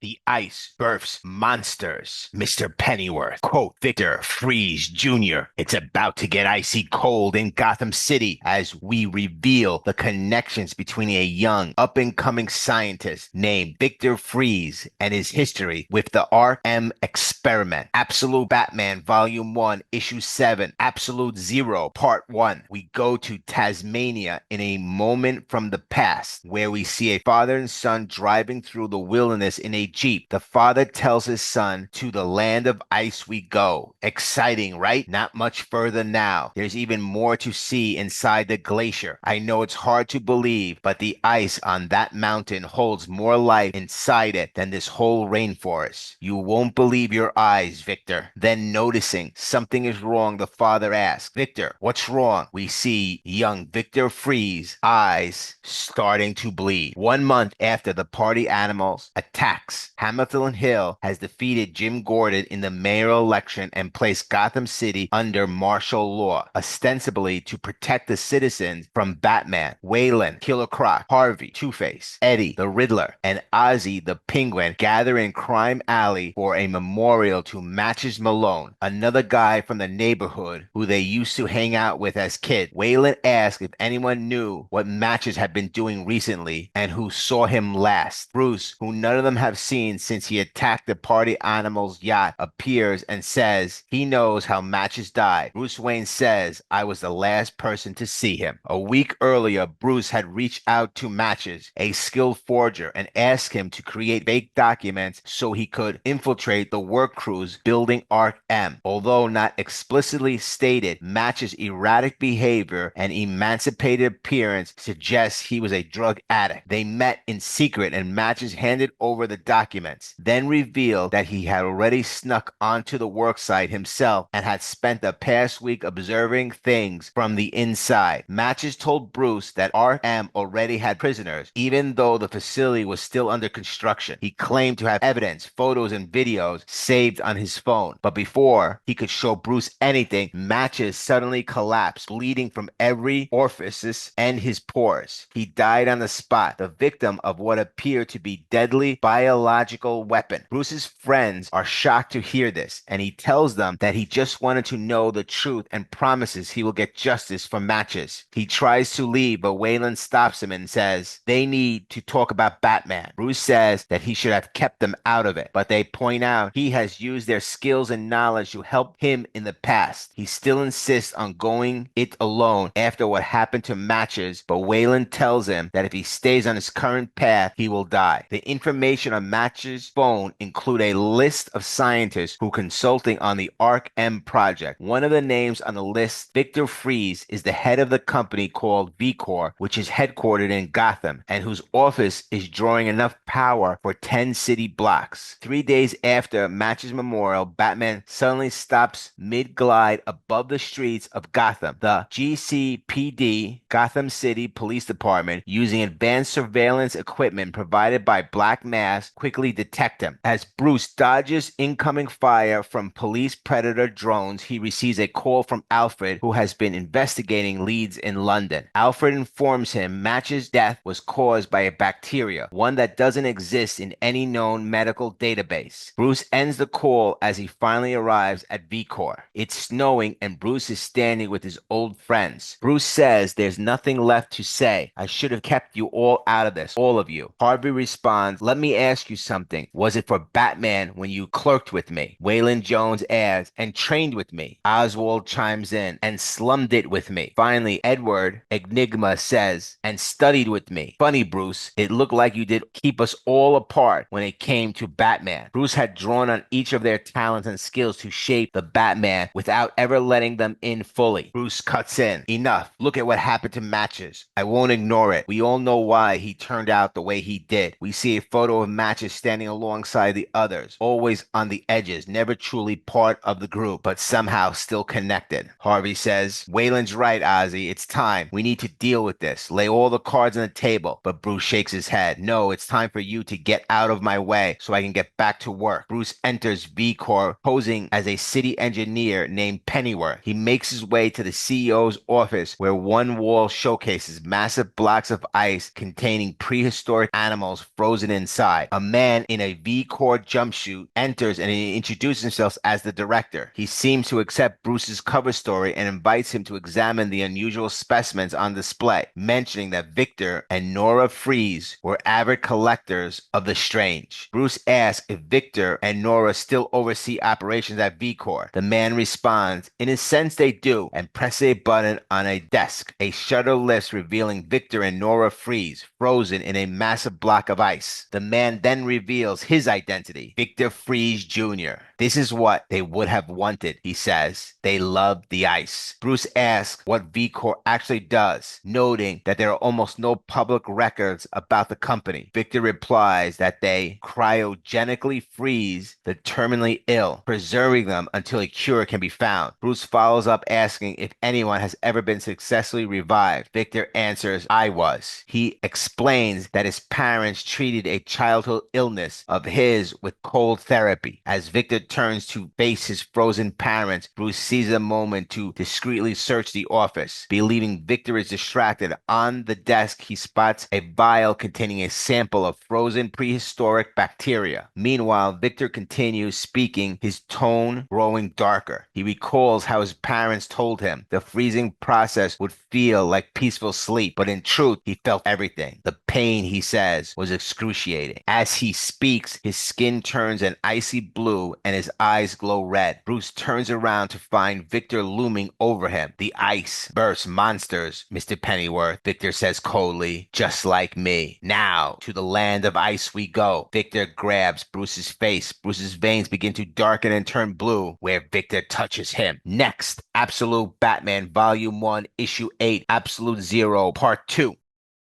Gotham in the grasp of Mr. Freeze. Batman is in the fight for his life against this icy new threat, but in the end, what terrifying truth will be unearthed about Arkham and the Joker? Absolute Batman Volume 1, Issue 8, Absolute Zero, Part 2. Victor Freeze drags Bruce into a laboratory. As Bruce regains consciousness, Freeze pulls out a scalpel. Bruce grabs Freeze by the neck, but Freeze calmly touches his hand and says, easy now, easy, before freezing him and knocking him out again. Bruce Wayne awakens in a room filled with containment tubes and finds himself strapped into one. As he regains consciousness, Victor Freeze says, good, I hope you enjoyed your rest. There won't be any sleeping in the ice. After all, the pain won't let you. Just as Victor fills the tubes with freezing fluid, he tells Bruce, that's right, look around, you're in high company. Some of Gotham's wealthiest families are here. The Gates, all of them come at the end of their lives believing the ice was an escape, something they could enter and come out of with everything fixed, everything forgiven. But the ice isn't salvation. It's memory of everything we want to forget. It's vengeance. Now, as your temperature drops, you might feel a burning sensation. Hypothermia scrambles the brain's thermoregulation. That's why so many people freezing to death strip off their clothes. Don't worry, though. Soon the suffering will pass beyond hot or cold. Of course, for the first 30 years or so, all you want is death. But after that, hopefully, if you're like me, you'll come to accept it, even love it, the pain. Bruce screams in agony as his body temperature suddenly plummets into hypothermia. Victor leaves, and as the freezing process begins, Bruce starts to remember the argument he had with the Wayland in the alley. Wayland had accused him of being a coward, just like Matches, and Bruce lashed out, attacking him. They fought. Wayland Jones quickly gained the upper hand. During the fight, Wayland Jones told Bruce that he was trying to kill himself as Batman, just like Matches had, through reckless behavior, because he felt guilty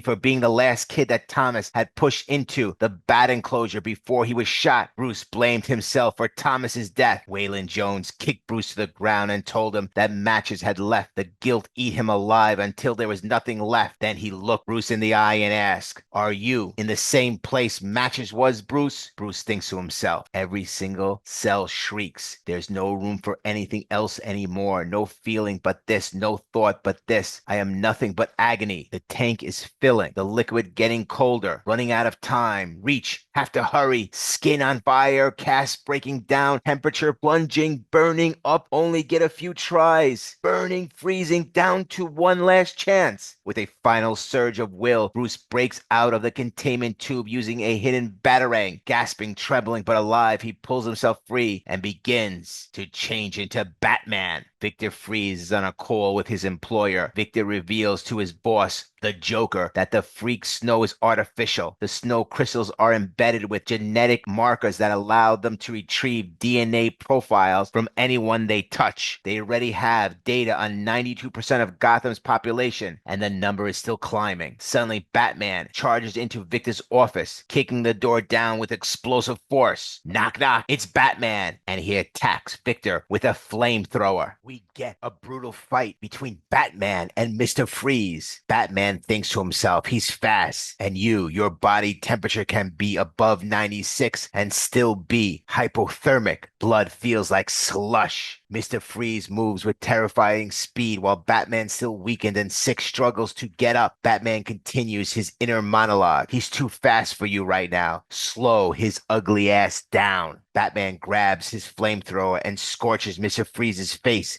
as Freeze screams in pain, his face blistering. Batman keeps analyzing. He's strong too, ice woven into muscle tissues, petrified fibrosis. You're still trying to hide the shivering, so weaken him. Go for the nerve bundles. Batman deploys his talon cape sharp and precise, despite Batman's calculated strikes and tactical advantage. The hyperthermia is catching up. He's fading. Victor, on the other hand, shows superhuman strength, toughness, and agility, seemingly unstoppable. Mr. Freeze evades most of Batman's attacks, moving with cold precision, but Batman focuses, thinking to himself, keep the pressure on. Don't let him get the upper hand. Suddenly, Freeze charges, overpowering him. He grabs Batman by the head and slams him hard into the wall. The impact cracking the concrete. Batman has been slammed through the wall, looking down for the count. Two of his ribs are splintered, and he's struggling to breathe. But then we flash back to his fight with Waylon Jones. After knocking Batman down, Waylon had said, "We're not done yet, man. Come on, get up." Back in the present, Batman forces himself to rise, gritting through the pain. Batman says, "That's all you got," he growls. Victor Freeze responds with a chilling smirk. "Nice. Seems you love the pain too. You're in good company here." He then presses a button. Victor releases the frozen patients from their tubes, and they emerge fully under his control. Batman thinks to himself, a sound from inside guttering. Victor Freeze calls out to them, "I'm here to save you, and before I know what's happening, they're on me." Batman thinks to himself. Hundreds of infected, twisted by ice, leap toward him. Their eyes glaze, their bodies cold and unfeeling. Bruce tries to fight off the V-Core infected, but their sheer numbers begin to overwhelm him. As the icy mob swarms, Bruce's mind flashes back. Waylon Jones drops a match onto a box of matches and says, "That's the hard part, man, getting through. Not letting it crush you. But that's what we do here in Crime Alley. We're survivors. So Batman needs to be one too, to understand." He steps closer and says firmly, "Now I'll ask you one more time. Do you want to die?" I said, "Do you want to die?" Batman then says, "No, then live." Just then, a mural of matches Malone lights up on the wall. Batman, swarmed by the V-neck, grits his teeth. With one final burst of strength, he throws them all off and charges through the hole in the wall. Realizing it's a losing fight, Batman jumps out the windows and escapes. Batman falls out the window, crashing against the walls all the way down. But then he uses his talon cape to stop his fall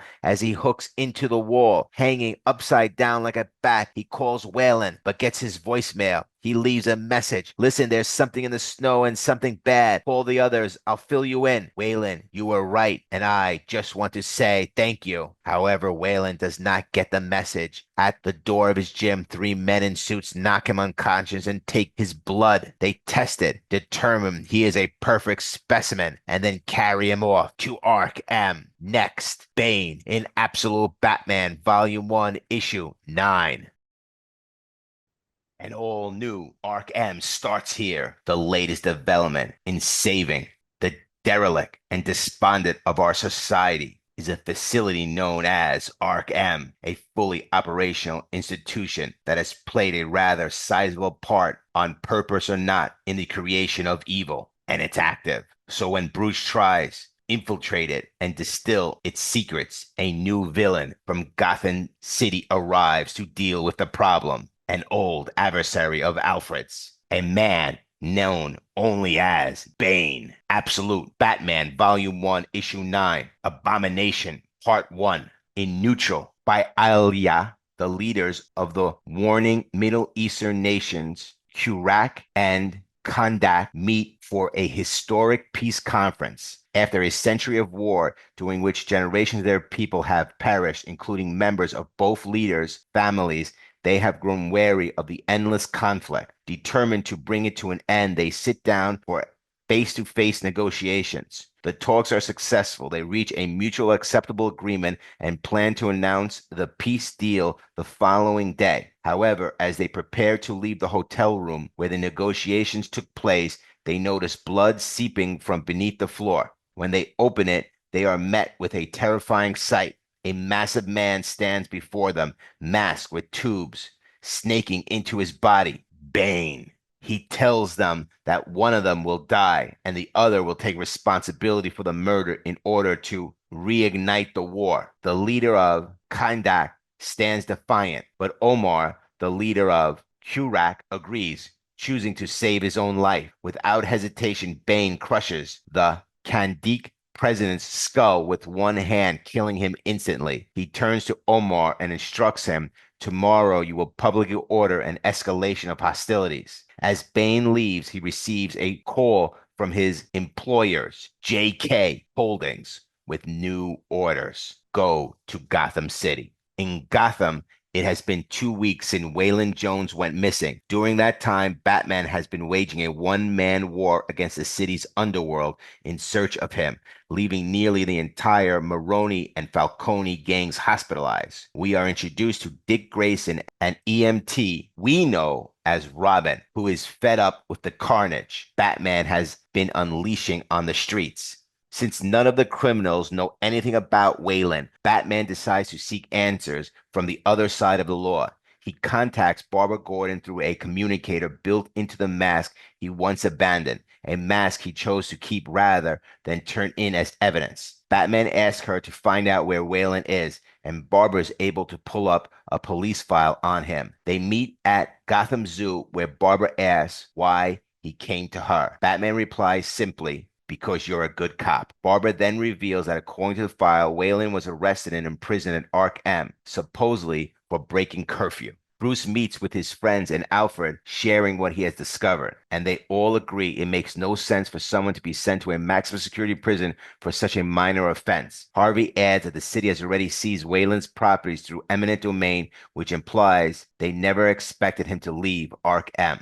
Alfred warns of rumors about terrible things happening in the arcs. Bruce then tells them what he overheard Fry saying to his bosses about the snow marking people for tracking and genetic profiling. Oz questions how Arc M could already be operational when construction only started a few months ago. Harvey explains that JK Industries purchased the land after the 19th century hospital that once stood there burned down, and they've secretly been developing it ever since. Arc M retains much of the original piping and ventilation, and Bruce has studied the old blueprints. He believes he's found a way inside. Eddie agrees to build a device that can shut down the electronic surveillance. Harvey says he can get Wayland into a witness protection in Metropolis once they escape. Oz, hesitant, suggests they should flee the city instead, pointing out how crazy this plan sounds. Bruce, in a sudden flash of anger, yells at him, but Oz calmly replies that just because it's crazy doesn't mean it shouldn't be done. Meanwhile, Jim Gordon and Martha Wayne are clearing out their campaign office. The news on TV reports Mayor Hill's plan for an even more authoritarian crackdown. Martha urges Jim to speak out publicly against Hill, but Jim replies that his time in the frontline politics is over. He says, it's your turn to lead now. Martha responds that she's not going to run for mayor, but Jim tells her he'll support her no matter what she decides. We cut to a flashback with Bruce and Selina celebrating a job well done on top of a stack of cash. Selina has always been there for Bruce even since they were young. It's a rare romantic moment between them, but the moment is interrupted by Waylon Jones' Killer Croc, who barges in to tell Bruce about a big fight he had and that he won against some people, but whiskey was involved. Waylon says he's there because he wants Bruce to train. He also raises an eyebrow at all the money lying on the bed, clearly curious or maybe suspicious. Bruce and Alfred drive the Batmobile underwater toward the island. Bruce exits and swims out while Alfred remotely guides him through a series of submerged caverns leading to Arc M's main pipeline. Bruce climbs along the exterior of the massive pipe until he finds the point where it connects to the rock face. He cuts his way in, but Alfred warns him that according to blueprints, he'll still at least 100 meters below the prison. Bruce crawls through the narrow pipe until he finds a crate. Peering through it, he sees a vast, sprawling underground complex of interconnected buildings. He realizes the truth. The prison on the surface is just a decoy. This is a massive structure beneath the earth, is the real Ark M. Bruce drops down into the facility, and Alfred immediately loses contact with him. We shift to Alfred Pennyworth's thoughts. Why didn't you say what you really wanted to earlier, you old fool? Instead of just justice, good luck. So what if it wouldn't have made a difference? You still should have warned him. Warned him that back in England, you learned your worst fear was true. That everything happened here in Gotham is part of something bigger, connected to the real threat, the terrible thing. You should have talked to him because you've been exactly where he is now. You know what it's like to believe you can save them, the ones you care about, your brother in arms, only to find out you can't, to watch them because strangers, enemies. Even now, you remember what it felt like to have the faith, to believe that the fight was a matter of strategy, of battles, of maps and grounds, something quantifiable, something you could win, but you didn't understand, you didn't see. You crossed over that this wasn't just a war, it was the war, the one behind all the others, the war with no rules, the one that never ends, ancient as stone and fresh as newborn's blood. You should have told him because you remember exactly what it feels like the first time when you finally see it, when you finally understand what you're up against. Alfred knows there's a much bigger picture at play, and he understands exactly what they're up against. It's also hinted that Slade Wilson, also known as Deathstroke, Alfred's former partner in arms, is now working with the Joker. But the Joker is no ordinary criminal. He's ancient and more powerful than anyone realizes. Alfred doesn't want Bruce to repeat his mistakes. More than anything, he wants Bruce to succeed, to survive, and to truly understand the enemy he's facing. Batman to himself, damn it, Pennyworth, come in. I don't know what I'm looking at anymore. Bruce walks through Ark M's darkened hallways. In the flickering light, he sees a window set in the wall. Behind it, human-sized bat skeleton. Man-Bat. Alfred narrating. For the first time, I hear fear in his voice. No, I'm not there. No one is there with you in this moment. You're alone. You and the monster. Suddenly, Batman finds himself face to face with Bane, who knocks him back with a powerful kick. Bane. Hello. Go on. It's okay. Batman throws his bat thumbs at Bane, stabbing him in the chest, but Bane shows no sign of pain. Bane calmly, you can advance now. Batman charges, but Bane simply stands there unflinching, calmly encouraging him to attack. Bruce charges at Bane and throws a punch at his face, but Bane easily blocks it and paralyzes Batman's arms with a precise nerve strike. Bruce tries to keep fighting, but Bane quickly paralyzes the other arm, then one of his legs. As Bruce struggles to stay on his feet, Bane calmly speaks. It's all right. Focus. Look at me. Hey, up here. That's right. You still got your legs. Then Bane wobbles Batman in the face, sending him crashing back. Batman gritting his teeth. Is that all you got? Come on. I only need one leg to kick your ass. Bane, calmly, almost amused. Batman says, juiced up, friend? Bane replies, I haven't even used the stuff yet. He presses a trigger. Venom begins to surge through his body, his muscles bulging, veins pulsing unnaturally. Batman, staring in shock. What are you? Bane, looming over Batman. Call me Bane. Welcome to your new home. Now let's get you prepped for surgery. He grabs Batman, grotesquely massive, an abomination of muscle and venom. The size difference is staggering. This is Ultimate Bane, a living weapon, monstrous evolution. Next, Absolute Batman Volume 1, Issue 10, Abomination, Part 2. Bruce Wayne is trapped within the horrors of Ark M, while his best friend Waylon Jones endures unimaginable torture. But what awaits Batman is even more terrifying than anything either of them has ever faced. The true form of Bane is revealed, but the question remains, how does Bane plan to break the bat this time? Absolute Batman Volume 1, Issue 10, Abomination Part 2. In June, Martha Wayne questions, where is her son Bruce? She knows something is wrong. She can feel it. She is telling Jim Gordon. Dr. Arkham says, begin doctor's log, reporting on test subject 27. Bruce's Subject 27 name is obviously a nod to Batman's first appearance in Detective Comics, issue 27. Bruce wakes up naked in his cell in Arkham despite being under a level of sedation that should have kept him unconscious for a further 48 hours.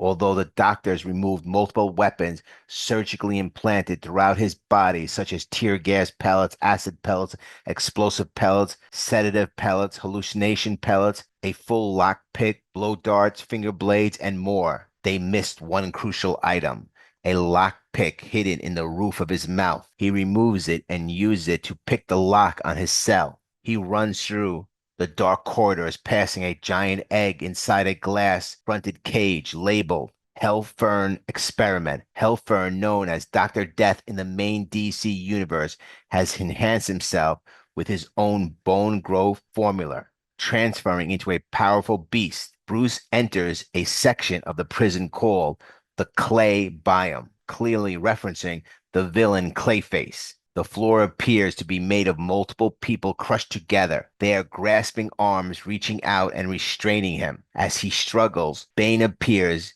and knocks him unconscious. We cut back to a training montage between Waylon Jones, better known as Killer Croc in DC Comics, and Bruce Wayne. Bruce is actually training Waylon for a fight against a man named Bibbo. In the main DC universe, Bibowski is a dock worker, a former heavyweight boxing champion, and Superman's biggest fan. Martha Wayne is deeply concerned for her son, Bruce Wayne. It's been over a month since she last saw him.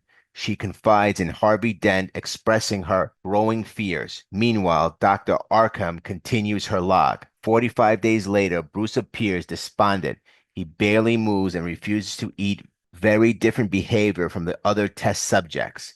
The staff assumes he has finally given up, but when several orderlies arrive to take him for further experiments, Bruce had been playing possum. As the orderlies enter his cell, he greets them with a swift kick to the face.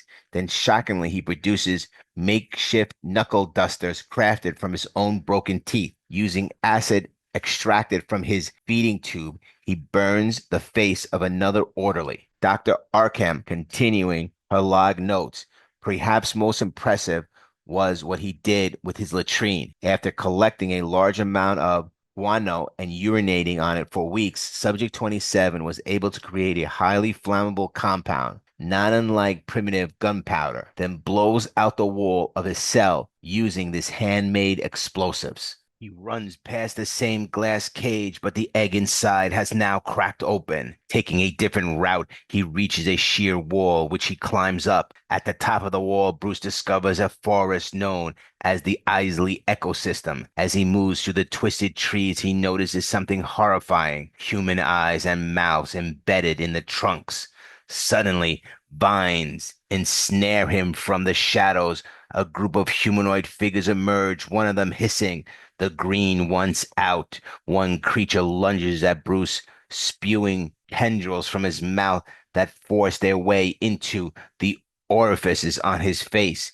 Before he can react, Bane appears again. He kills the creatures, then ruthlessly beats Bruce unconsciously and drags him back to his cell. Every time Bruce escapes, he gets just far enough to taste freedom, but Bane always finds him. We cut to a flashback where Selina is trying to convince Bruce to join her in robbing a corporate-owned triplex, but Bruce declines. He's busy watching old fight tapes of Bibbo preparing training notes for Waylon. Selina challenges him, saying, "You know, Waylon has no chance against Bibbo. You're not helping him by pretending he does," she adds. Letting someone walk into a beating while you cheer them on like it's a game. That's not friendships. That's a death spiral. Then she softens. "After we pull this job, you need to tell him the truth." Martha Wayne is still handing out missing person flyers and putting up posters of Bruce Wayne. On day 91 of his incarceration in Arkham, Bruce has just endured 2 weeks of brutal surgeries, becoming the first out of 27 test subjects to survive the full cycle. As a result, Bruce is now bald, covered in a network of green scars, and appears mentally broken. These are the same implants being administered To Bane, Dr. Arkham notes in her log, the excitement among the staff is palpable. The belief is that Subject 27 has finally been broken. The Prime, however, is more cautious. He has suggested we test Subject 27 one more time. Bruce Wayne says, just leave me alone. I said, leave me alone. Stop. It's over. Don't you get it? There's no winning. He looks up and sees the Batman suit hanging above him. But then Bruce Wayne overcomes his fear and puts on the Batman suit. He begins running through the facility. Every time before, Bruce Wayne was defeated and dragged back to the infirmary. But this time, it's not Bruce Wayne who's running. It's absolute Batman. His escape leads him through the Langstrom experiment, where he's confronted by multiple hideous human-animal hybrids while a group of scientists watch from inside a glass cage. The hybrids beg him to kill them. Suddenly, he is once again attacked by Bane, who casually slaughters the nearby hybrids. Bane says to Bruce, there you are. I knew you had more in you. We're more alike than you know, friend. I'm trying to save you from the pain I went through, but it'll take more pain first. Bane begins punching and kicking Batman relentlessly. Then he injects himself with venom growing massive in size. With two devastating punches, he sends Batman flying into another cage, this one holding a giant egg. Bruce smashes through the glass and cracks the egg open. As Bane looms over him, he continues. But you'll thank me in the end, I promise. Forgive my crude translation, but there's a saying I find useful. It's not the strongest or the most intelligent who survive the war called life, but those most adaptive to change. The creature is Killer Croc, formerly Waylon Jones, whips Bane with its massive tail, sending him flying into the cage where the scientists are trapped. Croc then smashes through the glass and crushes most of them. The two surviving scientists try to flee, shouting, come on, we've got to go. But before they can escape, the crocodile-like monster lunges forward and devours them. Bruce recognizes the monster as Waylon and cautiously approaches him. Waylon grips Bruce by the throat. Batman struggles to speak, gasping, Waylon, it's me, Bruce. We cut to a flashback. Bruce stands beside Waylon Jones in the ring. Of course, I believe you can win, Bruce says. You're Waylon Croc Jones. Now let's get back in the ring. But then he releases him and allows Bruce to climb onto his back. Waylon was subject of the Langstrom experiment in Arc M, which transformed him into a crocodile-like hybrid mutant. Waylon Croc Jones, a childhood friend of Bruce Wayne and the owner of Croc's Gym, where he trains fighters.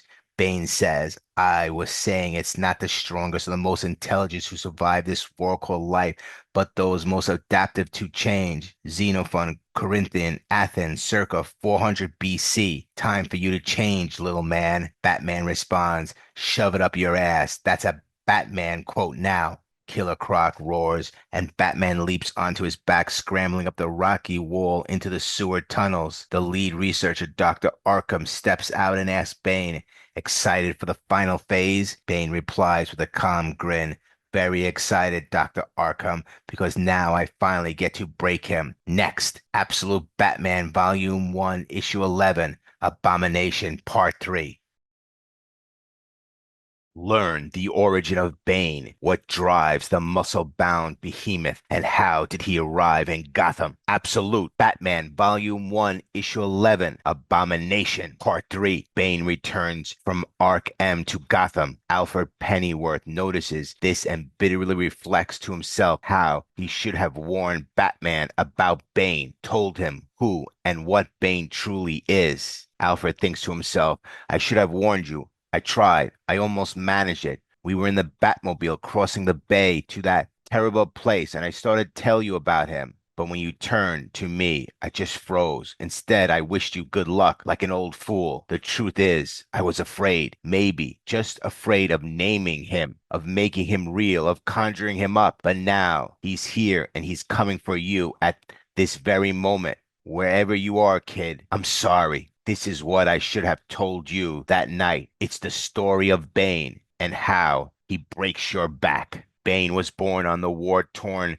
Caribbean island of Santa Prisca, a nation repeatedly invaded, colonized, and plundered for its abundant natural resources. His father was the leader of Cielos Libres, a rebel group that had been fighting for over a century to free the country and bring lasting peace. When Bane was a young man, Cielos Libres successfully seized the capital city. For 3 days, freedom seemed within reach, but foreign troops soon invaded, crushing the rebellion. The survivors, including Bane and his father, were sentenced to life in the infamous prison Peña Duro. After languishing there for 11 years, Bane led the surviving rebels in a daring escape. They sailed back to Santa Prisca, determined to reclaim their homeland. But instead of an army waiting on the beach, they found a single man dressed in white, the Joker. The Joker took Bane aside and spoke plainly. He told him that his father's dream of seizing Santa Prisca by force would never work. Too many outside powers hungered for the island's wealth. Even if they succeeded, war would return to their shores again and again. Bane grimly knew this was true. So the Joker offered him a bargain. He would use his wealth and influence to ensure Santa Prisca's independence, prosperity, and safety forever. In return, Bane would serve him. Bane agreed. The Joker departed the island never to return. But first, as a test of loyalty, he gave Bane one final order: kill his father. And Bane obeyed. From there, Bane became the Joker's lead enforcer, conducting the assassination and acts of terrorism around the globe to advance the Joker's interests. Bane also submitted to torturous medical experiments and treatments with the super steroid venom, which enhanced his body and mind far beyond human capabilities. With his new photographic memory, he was able to master every fighting style, every weapon, and every strategy used throughout history. The sequence unfolds as Alfred imagines how Bruce Wayne, Batman, will try to fight Bane. Alfred envisions Bruce fighting valiantly, but inevitably falling because Bane will anticipate and counter his every move. Alfred says, our intel suggests the venom running through his veins is a mixture of acid protein compounds, activators, and psychotronics. It gives him total control over his muscles. His very cells bend to his will. But even more astounding is how it enhances his mind. Before, there was only so much he could learn. But now, suddenly, he can hold books, hold libraries. Every method of fighting, every weapon, every battle from ancient times to now, he knows the strategy of the Sumerian warrior kings, all the way to the most current algorithmic doctrines. And he is here for you, Bruce. He could be right outside your door at this very moment. And then Bane's voice. It's time, little one. Alfred Pennyworth's imagination runs further, picturing the absolute Batman and Bane facing off. As the two begin slugging it out, Bane sneers, hello again. Alfred Pennyworth continues, I know you by now, kid, well enough to understand that you'll fight and that you'll have a plan too, a good one, just like the plans he drew up when he was that boy back on Santa Prisca, and a plan built on your knowledge of this place because this is your home, Gotham, just as the island was his. So fight him. Alfred Pennyworth, in his imagination, says, that's it. Let him land the first hit. Let him feel confident, cocky, even as Batman reels back from Bane's punch. He'll advance right to the spot exactly where you want him. Now, shout something. Tell him. He'll never take the city or welcome him to Gotham. Something to make him pause, just long enough to realize what's happening. Then you set off all the bat bombs, explosives tearing through the place. But even then, Bane, he's still coming for you.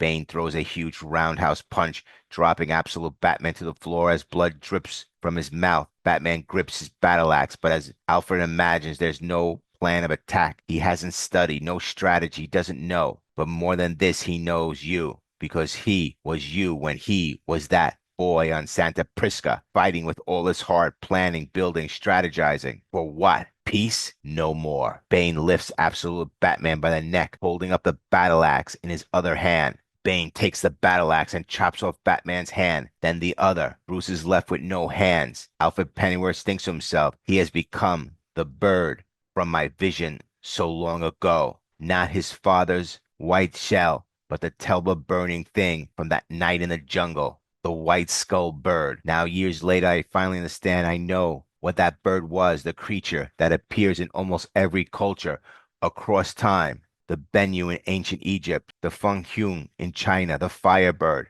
the Garuda. It is the great phoenix, the flame, through which men are burned and reborn, and Bane is its greatest disciple, a monument to it. For what is war? It is not our highest ceiling. When men first climbed from the mud 500,000 years ago, pink and soft in the world of claws and teeth, they should have been slaughtered instantly. What saved them? Their ability to fight, to conquer, to wage war. All life is war. Right now, plants are strangling each other for sunlight. Every living thing is locked in combat. Bane leans close, his voice calm and cold. Open your eyes. Alfred Pennyworth thinks to himself and imagines peace. Peace is death. War is life. Bane cracks the axe over Batman's head. I said, open your eyes.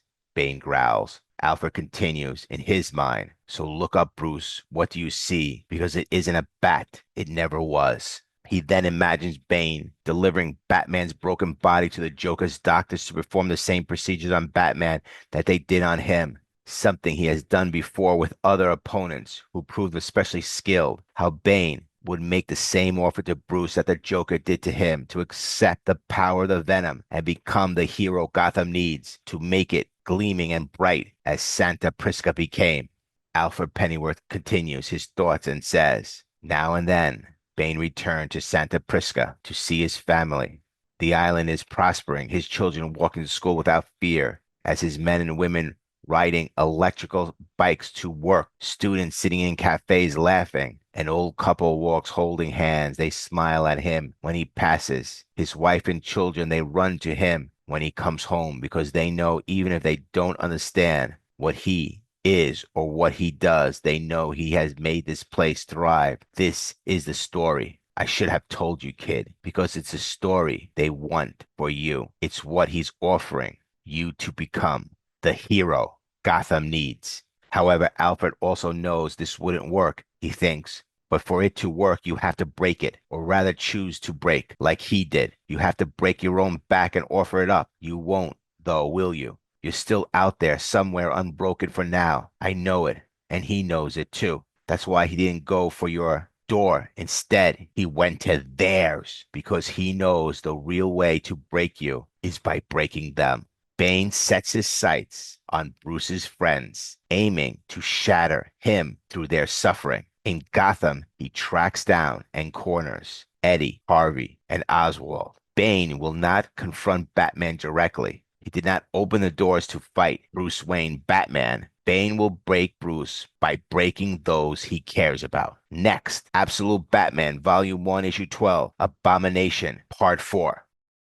Bane presses the attack. Batman is at the mercy of the monstrous Bane, and though his body has seen better days, his mind and spirit are still young. But how much longer can that withstand Bane's brutal onslaught? Absolute Batman, Volume 1, Issue 12, Abomination, Part 4. Wayland carries Bruce through the harbor and into Gotham's sewers. He begs Bruce to kill him. Bruce says, I swear I will find a cure. Killer Croc groans, no, the hunger. Bruce, it hurts too much. Please, save me, kill me, do it. Bruce draws one of his blades and raises it to stab Croc in the brain. But at the last second, he deflects it away, unable to bring himself to do it. Wayland grabs the blade and tries to stab himself with it. He and Bruce struggle over the knife until Bruce kicks Wayland in the face, breaking his grip. Wayland roars at Bruce, shouting that he should have left him in Ark M, then dives into the water and swims away. Bruce calls after him, Wayland, we can beat this. But the words echo useless in the sewers, leaving Bruce alone. Bruce wakes up in the Batcave, disoriented. Alfred tells him he found him passed out on the cave floor 20 days ago. Alfred carried him, tended to his wounds, and kept him alive. He explains that a venom delivery system has been implemented in Bruce's brain and spine, and that he needs more time to recover from what was done to him at Ark M. But Bruce refuses. I need to get back out there, he insists. I'm fine, Pennyworth. Alfred hesitates, but lets him go. Bruce leaves the cave and begins the long walk to Martha's apartment. On the way, he suddenly collapses to his knees, clutching his skull as a wave of pain rips through him. The venom in his blood surges, and for an instant, his veins glow, a sickly burning green beneath his skin. Then, as quickly as it came, the moment passes. Bruce forces himself back to his feet, steadies his breath, and continues on his way. When Bruce enters Martha's apartment, she rushes to him, slaps him across the face, and then immediately pulls him into a fierce hug. Angry and relief collide in her voice as she scolds. You didn't call. Do you have any idea what you put me through? But then, softer and trembling, I'm just so glad you're alive. She holds him tightly before pulling back and telling him the news. While you were gone, Ozzy was attacked. Bruce goes to the hospital and finds Ozzy the Penguin lying in a mangled state. Every bone in his body has been shattered, leaving him permanently deformed and trapped in constant pain. The moment Bruce sees him, he knows Bane is responsible. While Bruce was gone, Eddie the Riddler, Harvey Two-Face, and Oswald Penguin were all kidnapped by Bane, working under JK Industries and Arc M as part of his plan to truly break Bruce. Bane didn't kill them. Instead, he brutalized each of them in ways designed to mutilate them for life, to devastate not only their bodies and minds, but Bruce's soul. For Oswald, whose greatest insecurity was his looks, Bane shattered every bone until, once reset, he would stand nearly 2 feet shorter, twisted and grotesque. His hands and feet were crushed beyond repair, leaving him crippled in agony and dependent forever. Bane will not face Batman directly to destroy Bruce Wayne. He will break the people Bruce cares about. Bane found Eddie, Harvey, and Ozzy at Wayland's gym and took 3 of Bruce's closest friends. They broke nearly every bone in Oswald's body, some in multiple places, but somehow managed to miss every vital organ. It was precise, surgical, cruel, beyond measure. If Oswald survives, he will be almost 2 feet shorter, his hands and feet twisted into something monstrous, and will live in constant pain. Bruce says, I'll do whatever I can for him. I'll help him. Where's Harvey? Has he come by? Dr. Leslie Tompkins shakes her head. Harvey, they did not tell you? Bruce tense demands. Tell me what, Dr. Tompkins? Tell me. She looks at him gravely. Harvey is in the next room. Bane crushed Harvey's dense skull, leaving it fractured straight down the center, and burned the entire left side of his body with 3rd and 4th degree burns. When Bruce enters, Harvey rasps, you know, when we were kids, an officer told me my friends would bring me down one day, and he was right. Harvey continues, you're destined to be the traitor, Bruce, because your friends, they're all outlaws, and your principles, your ambitions, those eyes, stick with these losers, and they'll drag you down hard. You built this ritual long ago, didn't you? The poker game, a safe place where the stakes were void, where you could be both outlaw and lawman, friend and enemy, a microism, gambling for plastic coins, all pretend. As he speaks, we see the grotesque ruin of Harvey's body, half his face and body charred, his skin split and burned, his fingered, his lucky poker chip still half lit from the fire. He was right. My friends brought me down. Bruce's voice breaking says, this is all my fault, Harvey. I'm so sorry. Harvey looks at him, half a smile twisting through the ruin of his face. Damn right it's your fault. Now get out. Then after a pause, he adds, but if it's any consolation, I only hate you half the time. Bruce goes to Eddie's workshop to see if Bane has hurt him too. At first, Eddie insists that he wasn't harmed, and Bruce feels a wave of relief until Eddie, smiling, explains that Bane merely challenged him to a gentleman's battle of wits. Bruce steps closer, and his release turns to horror. The back of Eddie's skull is gone, wires and cables snacking into the exposed tissue of his brain. Bruce, shaken, asks what happened. Eddie cheerfully replies, he beat me in a riddle contest, of course. Then he grabbed my head and shook it until my eyes popped out and my front lobe split. Quite ingenious, really. As a result of the severe brain damage, Eddie seems unnaturally happy, convinced that Bane had challenged him and the others to evolve into what they were always meant to be. Blood streaks down Eddie's face, where he has fused part of his android AI's head onto his own, completing his grotesque improvement. Bruce tells him he needs to go to the hospital, but suddenly doubles over in pain as the veins in his left arm bulge and glow green with venom. Eddie tilts his head and smirks. Looks like he challenged you too, Bruce. So riddle me this. What are you going to do about it? In a flashback, Bruce Wayne and Selina are in the early days of their romantic relationship, moving into their first apartment together. As they unpack, the two talk about Wayland. Selina says, did you tell him the truth? Bruce shakes his head. He's not going to listen. I know him. He really believes he can win. Selina curls up against him and replies softly, then help him win. Same way we got this place. If the rules aren't fair, stop playing by them. In a flashback, Bruce goes to meet Carmine Falcone on the golf course. Falcone smirks and he sees Bruce approach. Kid, I gotta say, showing up with no appointment, sneaking through the bushes, you've got nerve. Bruce answers evenly. We've come here to offer you a deal, Mr. Falcone. Falcone chuckles, recognizing him. A deal? Hold on a minute. I know you. You're Waylon Jones' training partner, aren't you? Let me guess, you want Bibbo to go easy on your boy, or maybe you're looking to cash out. The men around him laugh. Guess Jones is less of a crocodile, more of a liar. Bruce gestures to the bags at his sides. What's in these is some of my finest gold work in the city. Falcone narrows his eyes. And how do we know if it's real? Bruce fires back, calm but cutting. Maybe because it's yours, stolen from the apartment you own. Falcone is shocked. What? Bruce continues as Selina steps up beside him. See, we're not looking to cash out. Selina, Catwoman smiles, finishing Bruce's thought. We're looking to raise. Bruce returns to the Batcave and immediately calls his contact in the Red Hook gang, ordering them to stand down. Frustrated, he turns to Alfred. You're right, I should have taken Black Mask's money. Alfred studies him carefully. Are you shutting down the operation then? Bruce explodes in anger. Bane broke my friends. But Alfred doesn't flinch. His voice stays calmly steady. Yes, he did. But are you going to let him break you too? Bruce stares silent, jaw tight. Alfred continues blunt and firm. You made your choices, Bruce. Everything has changed now. You can't go back. The only way is through. Suddenly, the cave alarm blares. The hatch has been breached. Pennyworth says, he's here. Bane. All right. He loves war so much. Let's bloody give it to him. They fan out to look for him, but instead of Bane, an articulated mechanical tendril snakes down one of the support columns, wrapping around Alfred's neck. It kicks and punches him before slamming him into the floor. Batman shouts, "What are you doing here?" It's not Bane. A